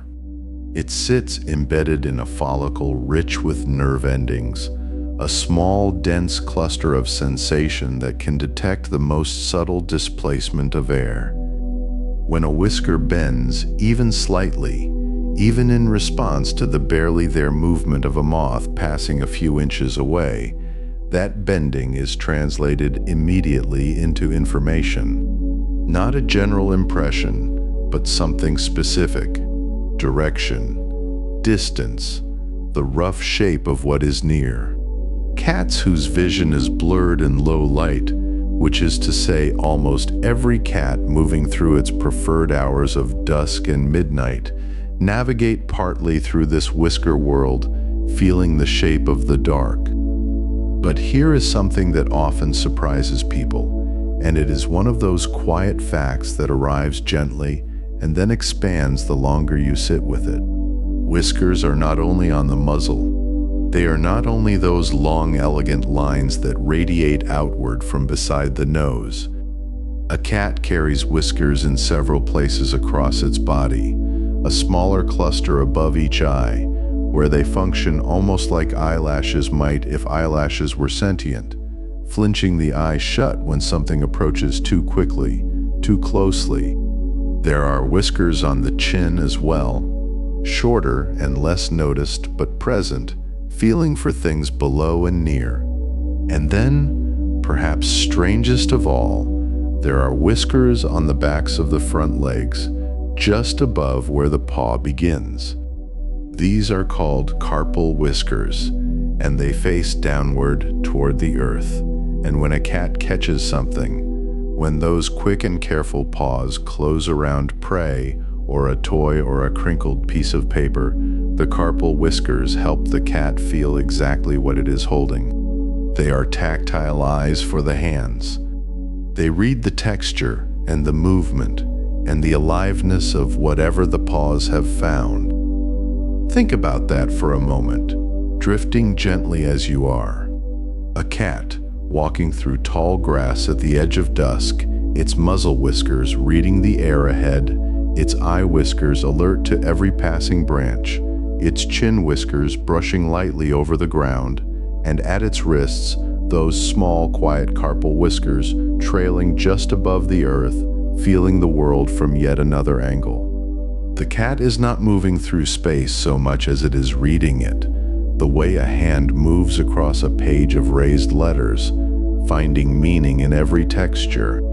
It is wrapped in sensation from nose to paw, and it moves through the world not by observing it from a distance, but by touching it, constantly, gently, with every part of itself. And now let your attention float downward, further down, to the paws themselves. Those small padded things that carry the cat so silently across the floor, across the fence, across the cool tiles of a kitchen at 3 in the morning, when the house is holding its breath and the refrigerator hums its low and constant note. Paw pads are soft. You know this if you have ever pressed your thumb gently against the underside of a sleeping cat's paw, feeling the yielding warmth of that small leathery cushion. They are soft and they are warm and they are extraordinary.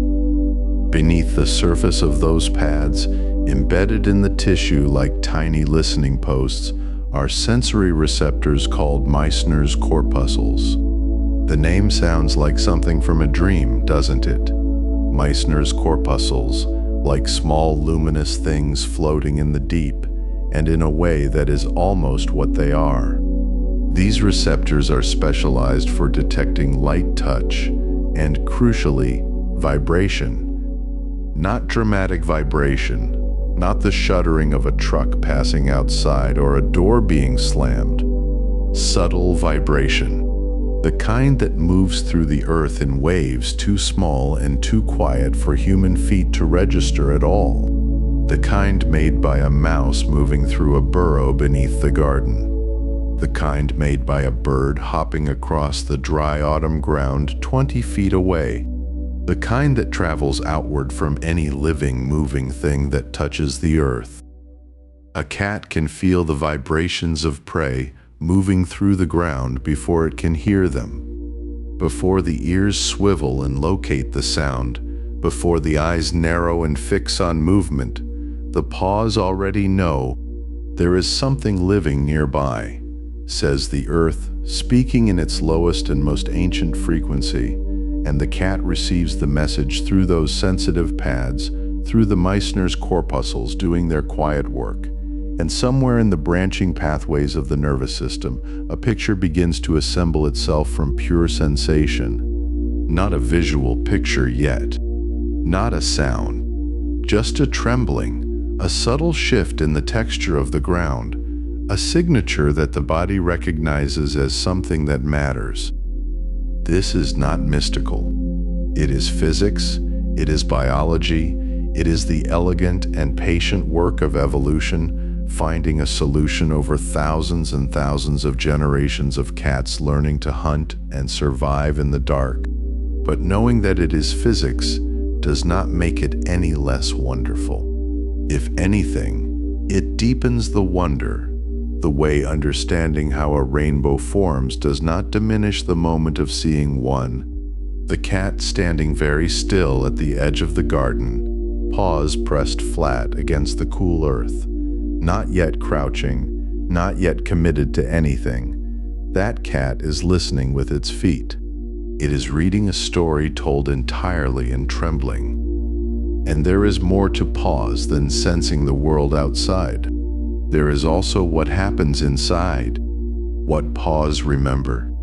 What paws have always known how to do even when the cat has long grown past the circumstances that first taught the gesture. You may have seen a cat kneading. You may have watched it happen from across a soft and drowsy room. A cat settling onto a lap or a blanket or a warm patch of sunlight and beginning to press and release, the two front paws alternating in a slow and rhythmic motion that looks almost like a meditation, almost like a prayer.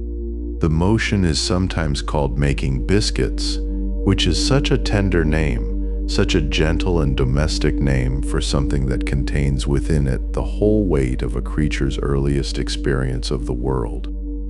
Kneading begins in kittenhood.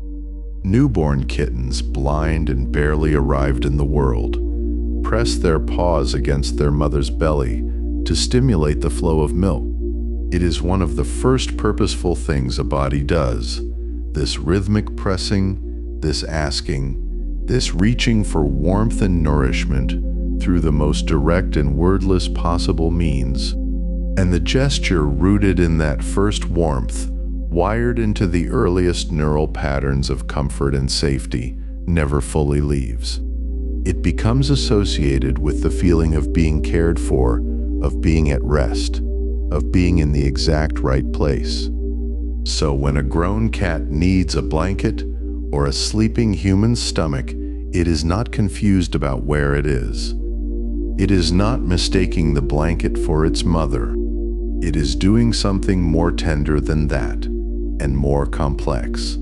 It is reaching back through time to the very first sensation of safety it ever knew, pressing its paws against the present moment and finding it good. There is something in that image worth holding for a moment, if you can, soft and unhurried as you drift. The idea that comfort has a shape, that safety has a gesture, that the body remembers in its oldest and most wordless places what it felt like to be wholly held, and finds ways to call that feeling back through the language of touch. The paws moving against the soft surface, the eyes slowly closing, the purr when it comes, arriving from somewhere deep in the chest like a sound the body was always in the middle of making, a sound that had only been waiting for the right moment of stillness to become audible. The cat is a creature of extraordinary silence, too. And this silence is not an accident, not a lucky quietness, but an architectural decision written into the very structure of how a cat walks. Humans are plantigrade walkers. We place the whole foot, heel, and arch and toe flat against the ground with each step, which is stable and comfortable and completely unsuited to silent movement, the heel coming down first and announcing itself against every hard floor with a small but unmistakable percussion. Cats are digitigrade walkers, which is a word that simply means they walk on their toes. The bones we might think of as the cat's foot, the heel, the arch, are actually held up off the ground entirely, elevated, part of the leg rather than part of the stance. The cat meets the earth only at the very tips, the soft and padded underside of the toes, and this means that every step is controlled, contained, cushioned before it even begins. Each paw can be placed with the precision of a thought. Each footfall arrives gently, feeling the surface before committing to it, adjusting, settling, reading. This is why a cat can move across a kitchen floor at 3 in the morning without waking anyone. Not because it is trying to be quiet, exactly. Not the way a person tries to tiptoe, holding their breath and exaggerating their own carefulness until the effort itself becomes noisy. The cat is simply built for this. Its quiet is structural. Its silence is the natural consequence of moving through the world at the tips of its toes, each small paw a delicate instrument both receiving and placing, listening and landing at once. The silence is inseparable from the sensitivity. The ability to feel the world comes from the same place as the ability to move through it without disturbing it. And so the cat moves between sensing and being, between receiving the world's information and offering back only the softest possible interruption of its own. It treads so lightly not because the world is fragile, but because it has learned, in the long, patient classroom of its evolution, that the lightest possible touch yields the most information in return. Press too hard and you deaden the sensation. Hold too tight and you lose the signal. Move too heavily and the world goes quiet around you, startled into stillness by your own approaching noise. But step softly, step just at the edges of contact, and the world keeps talking. The vibrations keep coming up through the earth. The whiskers keep reading the air. The paws keep listening to the story the ground is always telling, quietly, constantly to anyone sensitive enough to hear it. This is the gift of delicacy, not fragility. There is nothing fragile about a cat, as anyone who has watched one fall from a height and land without consequence can confirm. But delicacy in the truest sense, the capacity for fine discrimination, the willingness to be affected by subtle things, the ability to remain open and receptive even while moving, even while hunting, even while fully engaged in the earnest business of being alive in a world full of information. The cat does not close itself off to sensation. It does not armor itself against the faint trembling of things. It goes toward the world with its whole body as a kind of instrument, every whisker and every pad, and every slowly pressing paw contributing to a portrait of reality that is richer and stranger and more textured than anything we access in our flat-footed, thick-soled, ground-slapping human way of moving. Perhaps that is something to carry gently into sleep tonight, the image of that delicate contact, the whiskers reading the air, the pads feeling for vibration, the kneading paws reaching back through time to the very first warm and certain thing they ever knew. Perhaps there is something restful in the idea of a body so finely tuned that even stillness is full of information, that even the pause between steps contains its own kind of hearing. Because when a cat steps softly across a wooden floor in the middle of the night, each velvet paw reading the quiet tremors of the sleeping house, it is walking through a version of the world so textured and alive with sensation that even the stillness between footsteps contains information we could never.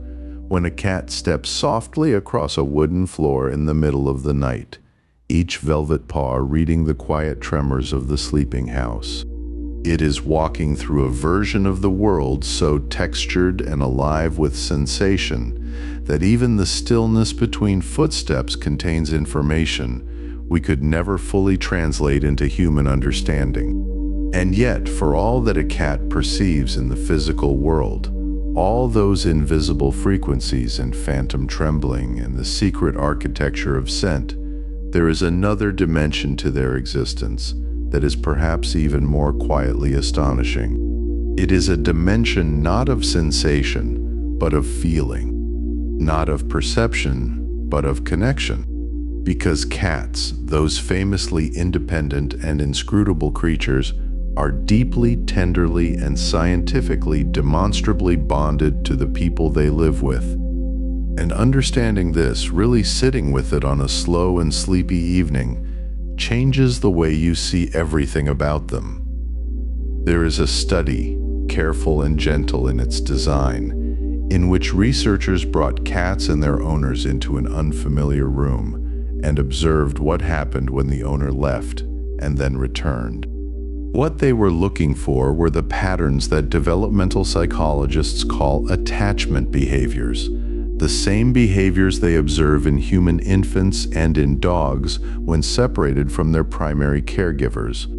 And what they found was both surprising to some and deeply unsurprising to anyone who has ever loved a cat. Many cats displayed what is described as secure attachment. When their owner was present, they explored the new room. When the owner left, they showed signs of stress. When the owner returned, they settled. They used their person as what researchers call a secure base, that anchor point from which the world becomes navigable, that warm and steady presence against which uncertainty becomes bearable. The cats were not indifferent. They were not merely tolerating the company of a useful human. They were attached, in the full psychological meaning of that word, in the same way that a child attaches to a parent, in the same way that dogs have long been celebrated for attaching to their people. This is worth pausing over in the softness of this moment before sleep. The cat curled somewhere in your home right now, perhaps in the particular warm hollow of a chair, perhaps on the highest shelf in the room, perhaps at the foot of a bed.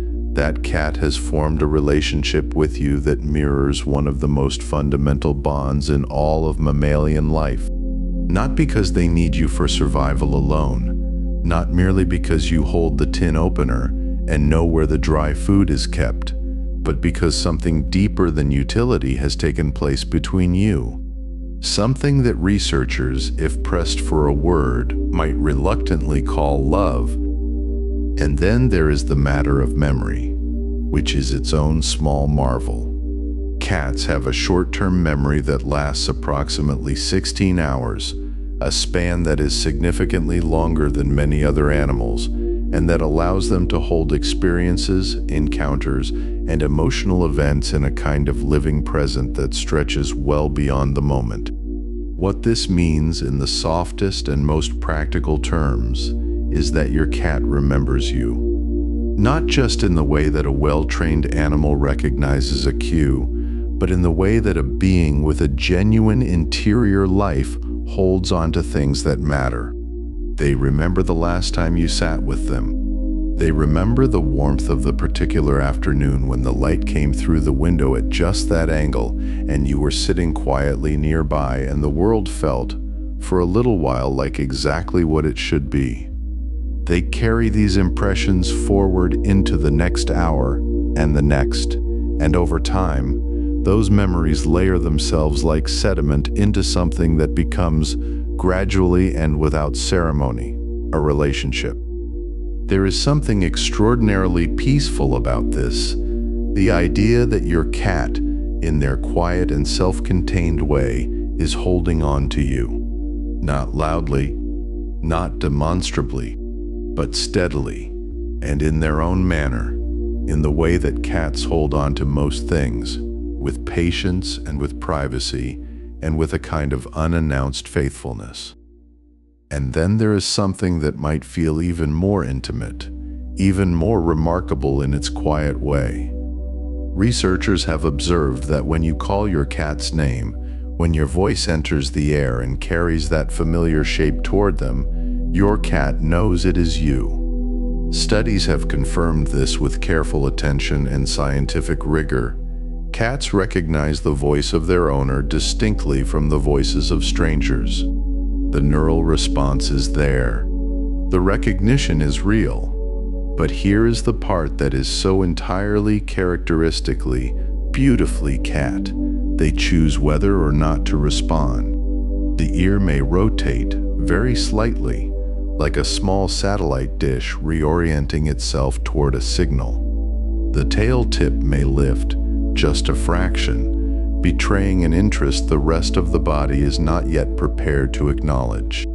But they do not necessarily come running. They do not, as a dog might, reorganize their entire existence around the sound of your voice. They receive your call, they recognize it, they consider their options, and then they decide. This is not aloofness. It is not coldness. It is something more nuanced and more interesting than either of those words can hold.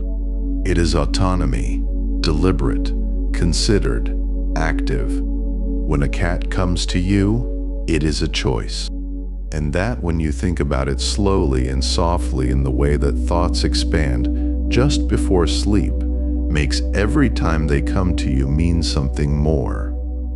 There is research published in 2019 that looked closely at what happens to cats when they are left alone, truly alone, without their person, in a quiet house. What the researchers found was that many cats showed distinct signs of what is clinically described as separation anxiety. They displayed stress behaviors. They were more agitated, more unsettled, their body language carrying the visible texture of unease. This was not simply boredom or restlessness in the way we might assume of an animal accustomed to solitude. It was the particular kind of discomfort that comes from the absence of someone you're bonded to. The house without you in it is, for your cat, a different kind of house. Quieter in the wrong way. Missing something essential. The scent of you lingers in the furniture and the air, and your cat moves through those invisible traces of your presence the way someone might walk through rooms of a beloved place that has been closed for the season. Everything familiar, and yet the warmth of occupancy somehow absent. This matters to hold gently as you lie in the quiet of your room tonight, because it reframes something. We have long told ourselves a story about cats as creatures who prefer solitude, who are fundamentally self-sufficient, who merely tolerate our company because it suits them. And while it is true that cats are more independent than dogs in many observable ways, the science is asking us to revise the story. Not to abandon it entirely, but to let it become more nuanced, more tender, more honest. Your cat does not merely tolerate you. Your cat, if they have come to trust you, is attached to you in ways that have roots in the deepest layers of mammalian social biology. And there is one more piece of this gentle science that deserves a moment of quiet attention before we let it settle into the soft edges of sleep. It is called entrainment, and it is perhaps the most intimate thing of all. Over time, as a cat and a person live together in the same home, breathing the same air and moving through the same daily rhythms, something begins to happen. The cat's activity patterns start to synchronize with the person's. They begin to sleep when you sleep. Not just because sleep is contagious in the way warmth is contagious, but because their biological rhythms have quietly tuned themselves to yours. They become more active when you are moving through the world and more still when you have settled. They anticipate your routines. They are waiting in their unhurried and self-possessed way near the door before you arrive home.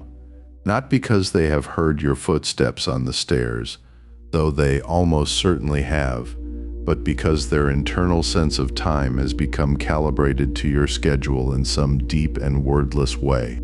This is entrainment.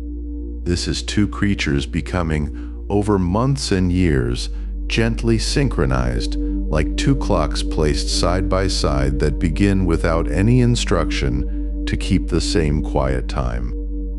Think about what that means. Think about what it means that a creature capable of entire worlds of private experience, a creature who reads the world through senses we can only dimly imagine, who navigates by scent and sound and the trembling of air, who dreams in flickers beneath closed eyes, has chosen over the long, soft stretch of a shared life to align their rhythms with yours. They have not announced this. They have not made a ceremony of it. They have simply, gradually, and with complete sincerity, let their days become shaped by the shape of your days. They have let you become part of what is normal, part of what is home. There is something almost unbearably tender about this, if you let yourself feel it properly. The cat does not speak your language. You cannot speak theirs. There is no moment of declared affection, no formal acknowledgement of what has happened between you, and yet something has happened. Something real and physiologically measurable and emotionally significant has taken root in the space between you, the cat who stretches across your lap in the evening, the cat who sits at the edge of the bath watching you with patient curiosity, the cat who finds the exact warmth of your side in the cold hours before morning. These are not random behaviors.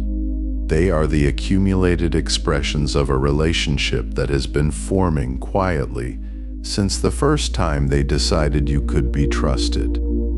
It takes time. This trust, it cannot be rushed or demanded or purchased with treats alone, though treats certainly help in their small and practical way.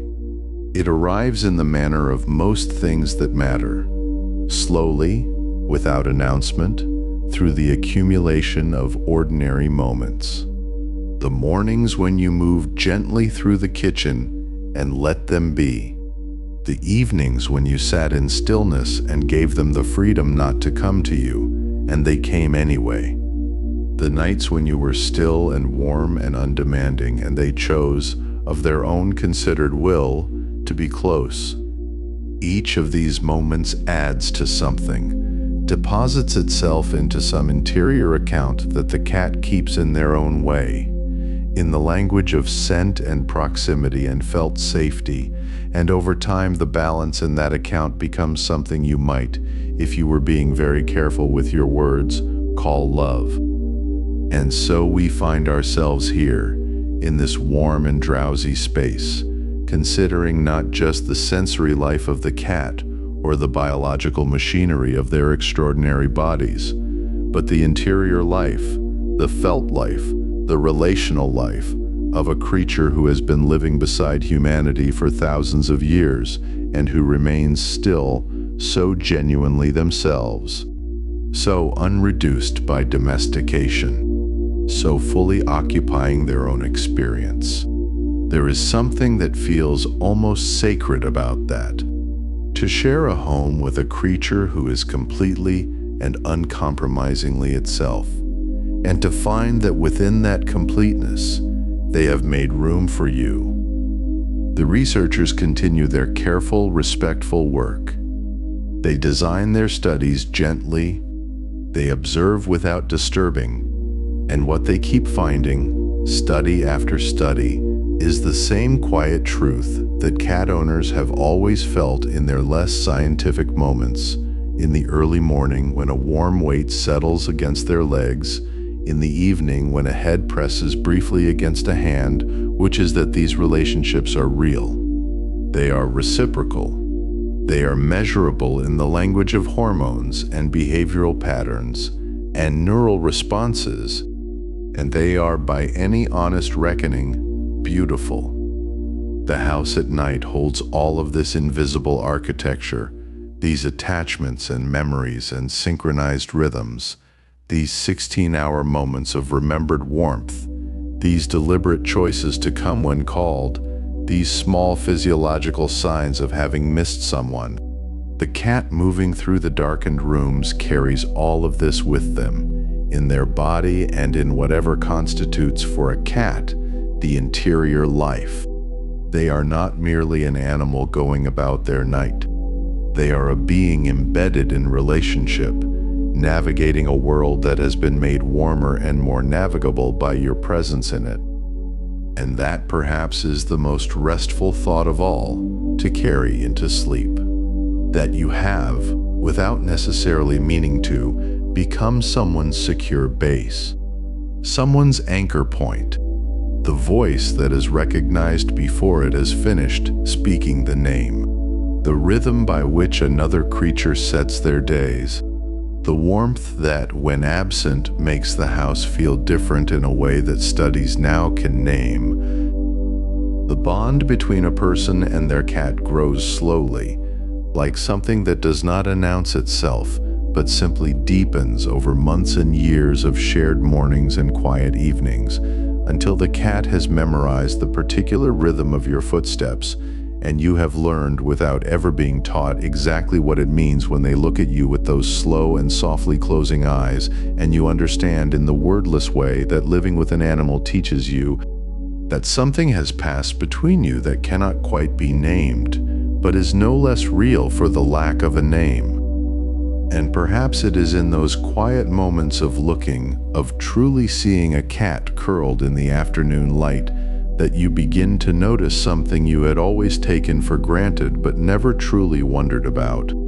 The color of them, the pattern of them, the way one cat carries the world in charcoal and smoke, and another seems painted in warm amber, and another still wears a coat like a patchwork of moonlight and autumn leaves. You have seen these colors your whole life, and yet if someone asked you to explain them, you might find yourself reaching for words that dissolve before they form. It seems like magic, the variety of them. It seems almost too beautiful to have a simple explanation.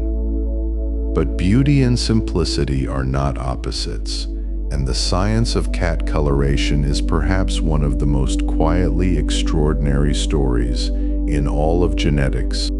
A story that begins, as so many good stories do, with just two things, two base ingredients from which all the variation springs. Because beneath every coat, beneath every possible combination of stripe and spot and solid and swirl, beneath the blue-gray cat who looks like a storm cloud given a heartbeat, and the rich red cat who resembles a lit ember, there are only two pigments at work. Only two. Eumelanin, which produces the blacks and browns and deep charcoals of the feline world, and pheomelanin, which produces the reds and yellows and warm oranges.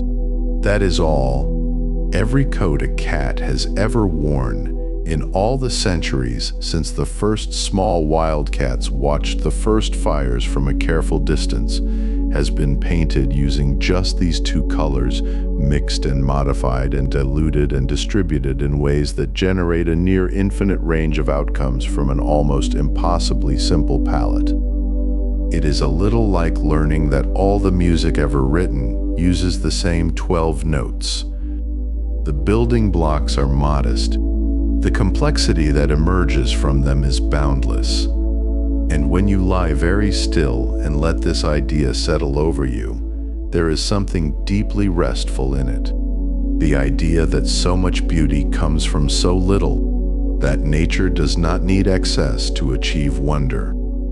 Eumelanin, the darker of the two pigments, can be modified by other genes to appear in different concentrations and distributions. When eumelanin is dense and full, a cat appears black, almost impossibly so, like a piece of night that learned to breathe and purr. When the concentration is reduced, when a gene called the dilution gene steps in and spreads the pigment granules differently through each hair shaft, that black becomes a softer, more muted version of itself, and the cat appears blue, which is really a kind of cool, gentle gray, soft as early morning fog and just as lovely. Brown cats, chocolate cats, lilac cats with their faint lavender undertones, these are all eumelanin being expressed in varying amounts, being diluted or concentrated by the quiet instructions of genetics working steadily behind the visible world. And pheomelanin, the warmer pigment, is equally subject to modification. The rich, deep orange of a flame-colored cat can soften into cream when the dilution gene gets involved. A cat who might have been a blazing copper in one genetic configuration becomes a pale and peaceful ivory gold in another, and both are the same pigment, only one is turned down low, like a lamp in a room where someone is almost asleep. But pigment alone does not explain the patterns, the patches and stripes and whorls. To understand those, you must think about something called the tabby, and when you do, you are reaching all the way back through time to the ancestor of every domestic cat who has ever lived.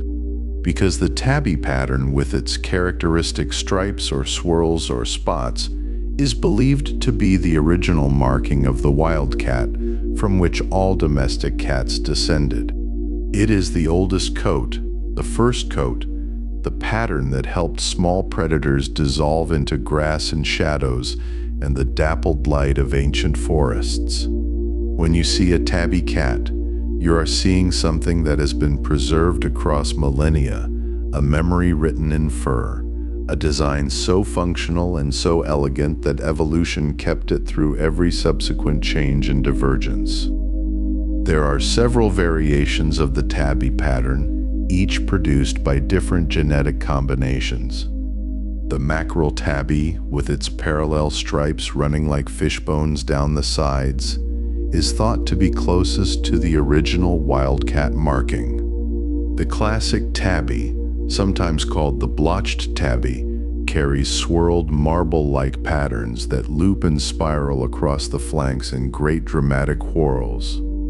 The spotted tabby breaks the stripes into spots, and the ticked tabby carries the pattern not in visible stripes on the body, but distributed across individual hairs, each one banded with alternating light and dark, so that the overall effect is subtle and shimmering, like the coat of an Abyssinian catching light in a warm room. What makes the tabby remarkable is that it is always there, even when you cannot see it. Even in cats who appear to be a single solid color, the tabby pattern exists at the genetic level.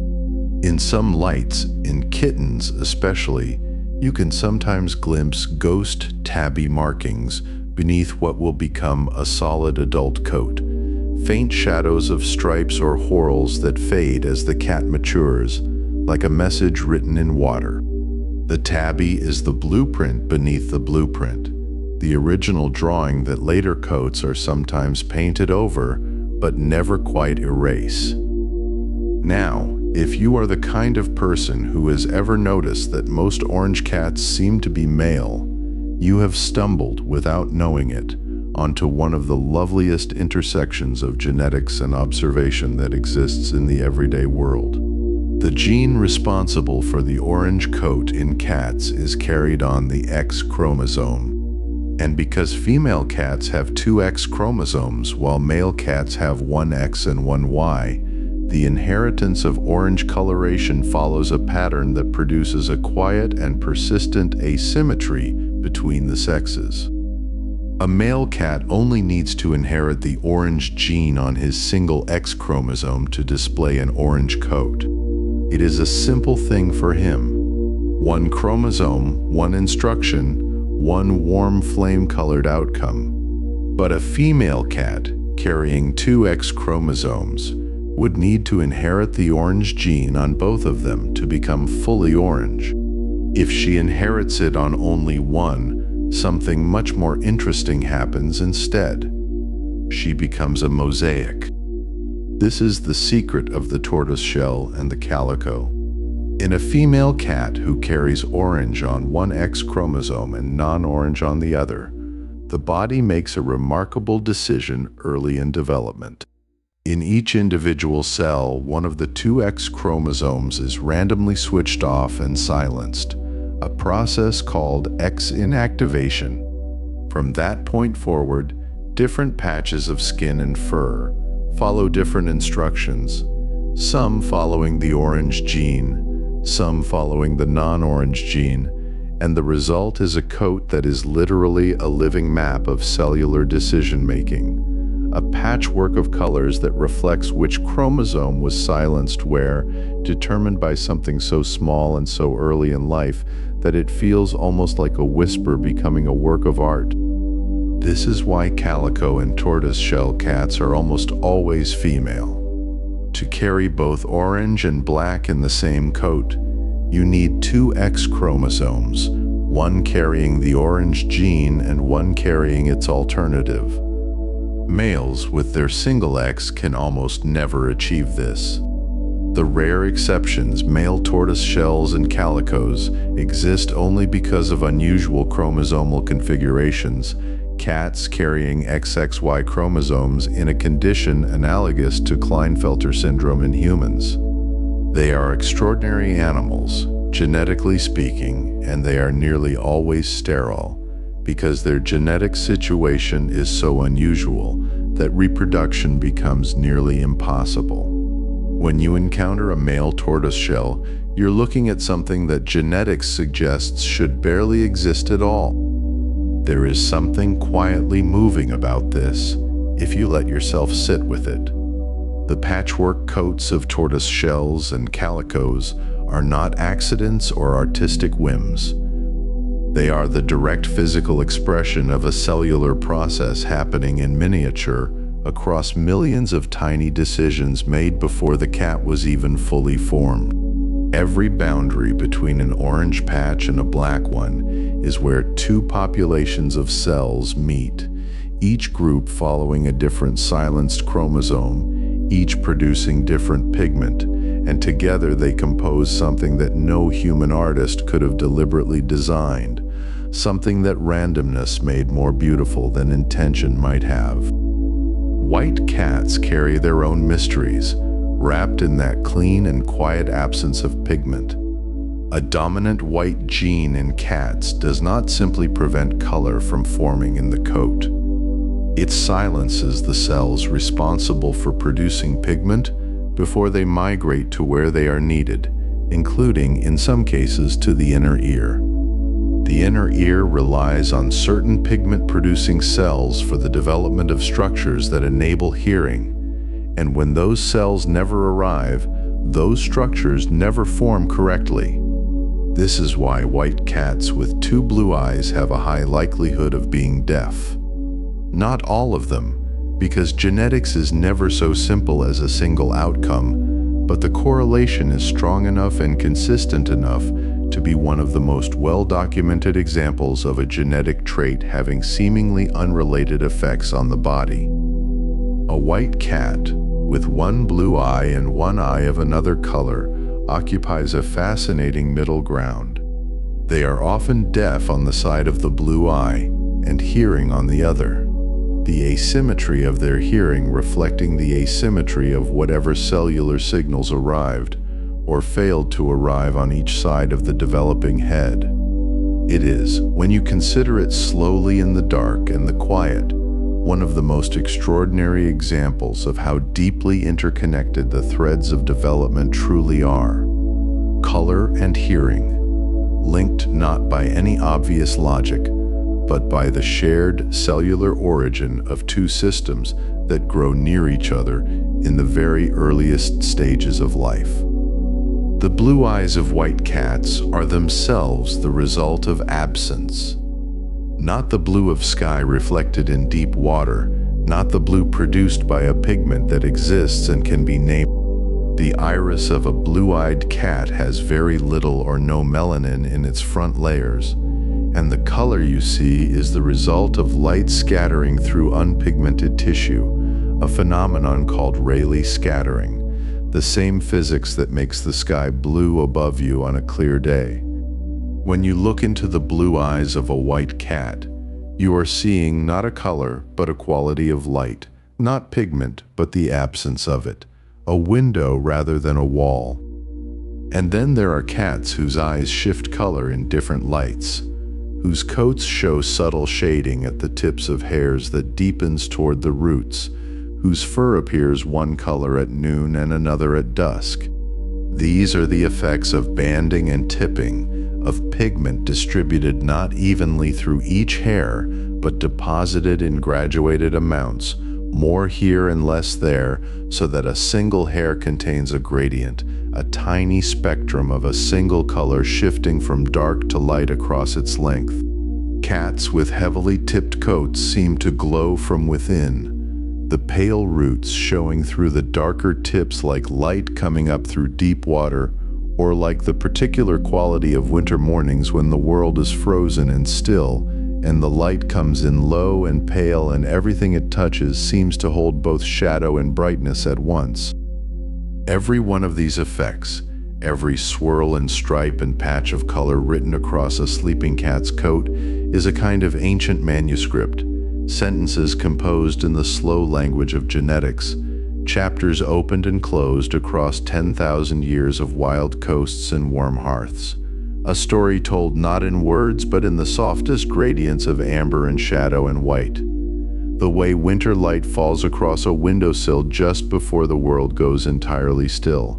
And somewhere in that stillness, in that particular quality of quietness that gathers around a sleeping cat like water around a stone, something extraordinary has been happening to us all along. We have been healing, not in dramatic ways, not in the ways that announce themselves with fanfare or urgency, but in the slow, cellular, barely perceptible ways that science is only now beginning to fully map and understand. The kind of healing that happens in the space between one heartbeat and the next. The kind that arrives not as medicine poured from a bottle, but as warmth pressed gently against your thigh, as the low continuous vibration of a purr moving through the air and into the soft architecture of your listening body. There is a study, quietly remarkable in the way that the best science often is, that followed thousands of cat owners across more than a decade of their lives, tracking the subtle mathematics of their hearts, the pressures and rhythms and the long, slow story of cardiovascular health. What the researchers found was not small. Cat owners, the data showed, carried a 30% lower risk of dying from cardiovascular disease, including heart attacks and strokes, than those who had never shared their lives with a cat. 30%. That is not a rounding error or a statistical whisper. That is a meaningful, measurable difference in the span and quality of human life, and it arrives not from a laboratory compound or a surgical procedure, but from the simple, ancient practice of keeping a small animal close. Think about what that means for a moment. If you are still awake enough to think, which perhaps you are not, and that is perfectly fine, because the body understands these things even when the conscious mind has drifted somewhere softer. It means that the presence of a cat, the simple nearness of that breathing warmth, is doing something gentle and persistent to the systems inside us, nudging our biology in quiet directions, easing the long tension that modern life wins into the muscles around our hearts. And when you ask the question of how, when you reach for the mechanism behind this beautiful fact, the answer comes partly in sound. The purr is not merely charming. The purr is not simply a signal of contentment. though it is certainly that too. The purr is a biological event that reaches across the small space between one creature and another and touches the chemistry of the human body in ways that can be measured and verified. Research has demonstrated that the sound of a cat purring, that low rolling frequency that seems to come from somewhere older than language, actively lowers cortisol levels in the people who hear it. Cortisol is the molecule of alertness and alarm, the compound your body releases when it believes you are in danger, when the deadline is too close, or the future feels too uncertain, or the night is too long and full of too many unresolved worries. Cortisol is useful in its proper moment, but in the long rivers of modern life it tends to run too high, too constantly, wearing at the walls of the body the way persistent water wears at stone. And here is the purr. Frequencies in the range of 25 to 50 hertz, moving through the air like a slow, invisible tide, and the body hears it and begins incrementally to let go. Blood pressure softens. The tight mathematics of the cardiovascular system loosens just slightly, just enough.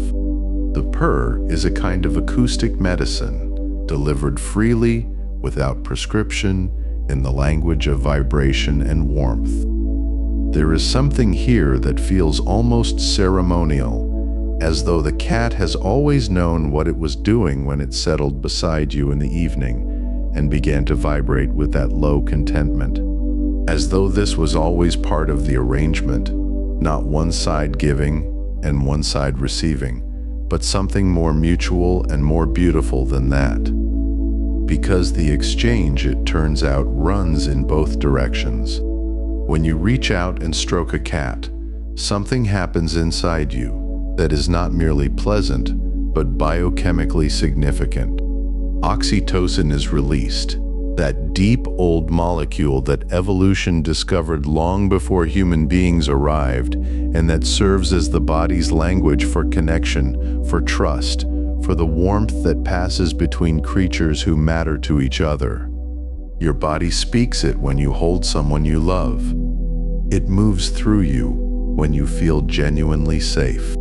And it flows in measurable quantities when your hand moves slowly through soft fur, tracing the geography of a sleeping animal who has chosen to remain still in your presence. What makes this particular fact so quietly extraordinary is that the oxytocin release is mutual. The cat, too, experiences this chemical warmth during the moment of gentle contact. This means that what feels like a simple one-directional kindness, you stroking a cat because it feels good and because the cat seems to enjoy it, is actually a mutual biochemical event, a shared bath of connection chemistry, a bond written not just in behavior but in the actual molecular language of two nervous systems responding to each other across the small bridge of touch.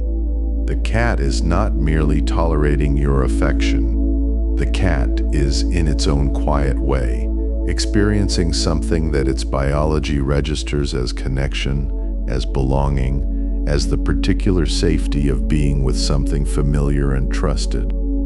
10,000 years of this carried forward in the blood. 10,000 years of that exchange, hands and fur, warmth and vibration, the slow mutual oxytocin of a species that chose to remain beside us, not because we commanded it, but because something in the arrangement suited both sides, because the warmth was real and the benefit was real, and the bond, however quietly it was made, was real. The medical world has begun to pay careful attention to all of this. In hospitals and care homes, places where loneliness can accumulate with a particular weight, where the days can stretch into a kind of gray sameness that erodes the spirit even when the body is being carefully tended. Programs have been introduced that bring cats into the wards and the common rooms and the quiet corridors. The results have been documented with the careful instruments of clinical research, and what those instruments record is measurable, consistent, and deeply moving. Patient anxiety falls. The sense of loneliness diminishes. People who have been turned inward by illness or isolation begin, in the presence of a cat, to open slightly, to soften at the edges, to remember something about themselves that the clinical environment had temporarily obscured, which is that they are creatures capable of warmth, capable of connection, capable of being the kind of person that an animal will choose to sit beside. There is something in that choosing that matters enormously. A cat cannot be instructed to sit with someone. It cannot be reasoned with or coerced or professionally trained to pretend connection it does not feel. When a cat walks across a ward room and settles beside a patient, it is doing so because something in its own mysterious assessment has decided that this is where it wants to be.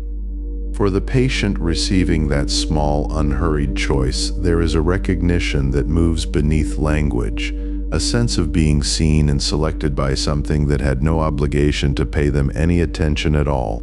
This is not nothing. According to the data gathered from these programs, this is, in fact, quite a lot. Anxiety decreases in ways that show up in measurable physiological markers. The architecture of loneliness begins to shift. And then there are the children, the small humans who are only beginning to build their understanding of what it means to live alongside other creatures, to navigate the vast, complicated emotional landscape of being a person in a world full of other people. Children who grow up in homes with cats show measurable differences in certain crucial capacities. Studies have documented that these children demonstrate higher levels of empathy than their peers, a deeper natural fluency in the language of emotional attunement, a greater ease with reading the feelings and needs of others. They also show reduced rates of anxiety disorders, a statistical softening of the alarm systems that, when they run too high for too long in a young nervous system, can shape a life in difficult ways. It is not hard to imagine the mechanism, or rather, it is easy to feel it even if the mechanism is complex. A child who has grown up with a cat has spent years in low-stakes daily practice of empathy. They have learned to read the language of a creature who communicates entirely without words, who tells you everything through posture and ear position and the quality of attention in its eyes, and whether the tail is held high or low or wrapped around its own body like a small self-contained sentence.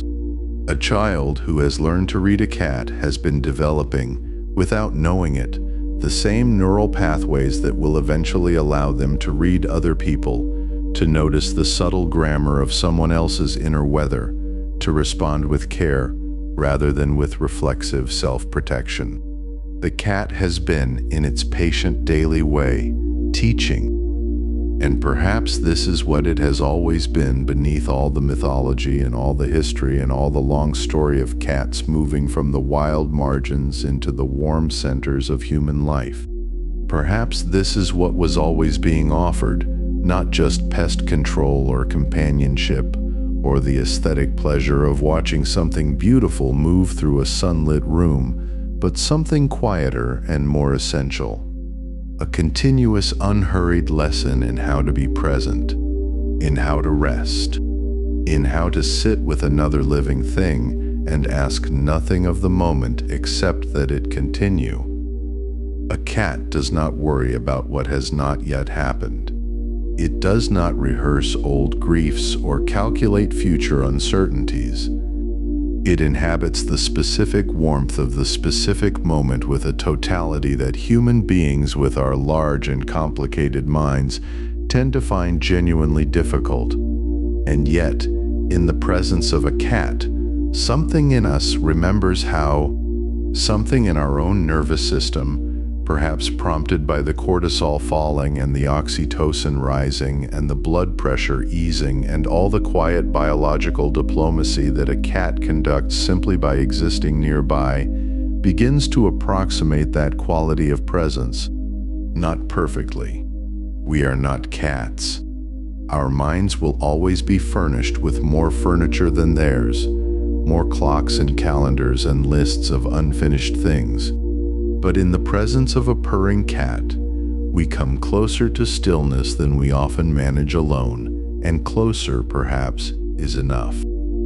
There is a particular hour, familiar to anyone who has ever lived with a cat, that arrives in the deep of the night when the house has settled into its own breathing, and the cat has arranged itself somewhere in the geography of your sleeping space with a confidence and a completeness that suggests it has always been there, that this specific arrangement of warmth and fur and the small sounds of another creature's contentment was always the intended configuration. The room is dark. The purring is very soft now, a vibration more felt than heard, moving through the mattress or the pillow, or the particular warm weight that has chosen to rest beside your feet, like a small planet with its own gravitational field. Your cortisol is a little lower than it was an hour ago. Your blood pressure has eased by increments too small to measure without instruments, but the body knows. The oxytocin that passed between you during that last slow stroke of soft fur is still present in the warm chemistry of the evening, still doing its quiet work in the background, still saying something in the molecular language of connection that your body registers as safety, as belonging, as the particular piece of not being alone in the darkness. Across the world tonight, in hospitals and care homes, and the bedrooms of children who have grown up learning to read the emotional grammar of creatures who do not speak in words, in the living rooms of people whose hearts are measurably gentler for the decade of quiet company they have received from an animal who chose to stay. The same soft arrangement is repeating itself in countless variations, always different in the particulars, and always the same in the essential thing, which is this warmth, this breathing, this low ancient sound that seems to carry in it something the body has always known how to receive. The cat shifts slightly in the dark, resettles with a small sigh, and the purring continues, steady and unhurried, like a tide that has been coming in for 10,000 years and has not yet found any reason to stop. And so our gentle journey through the world of cats quietly comes to rest, just as a sleeping kitten curls softly into itself. If you find your eyes still open, the next chapter waits for you whenever you're ready, patient and warm as a purring companion. But for now, let your breathing slow. Let the world grow soft and far away. Good night, dear one. Sleep beautifully.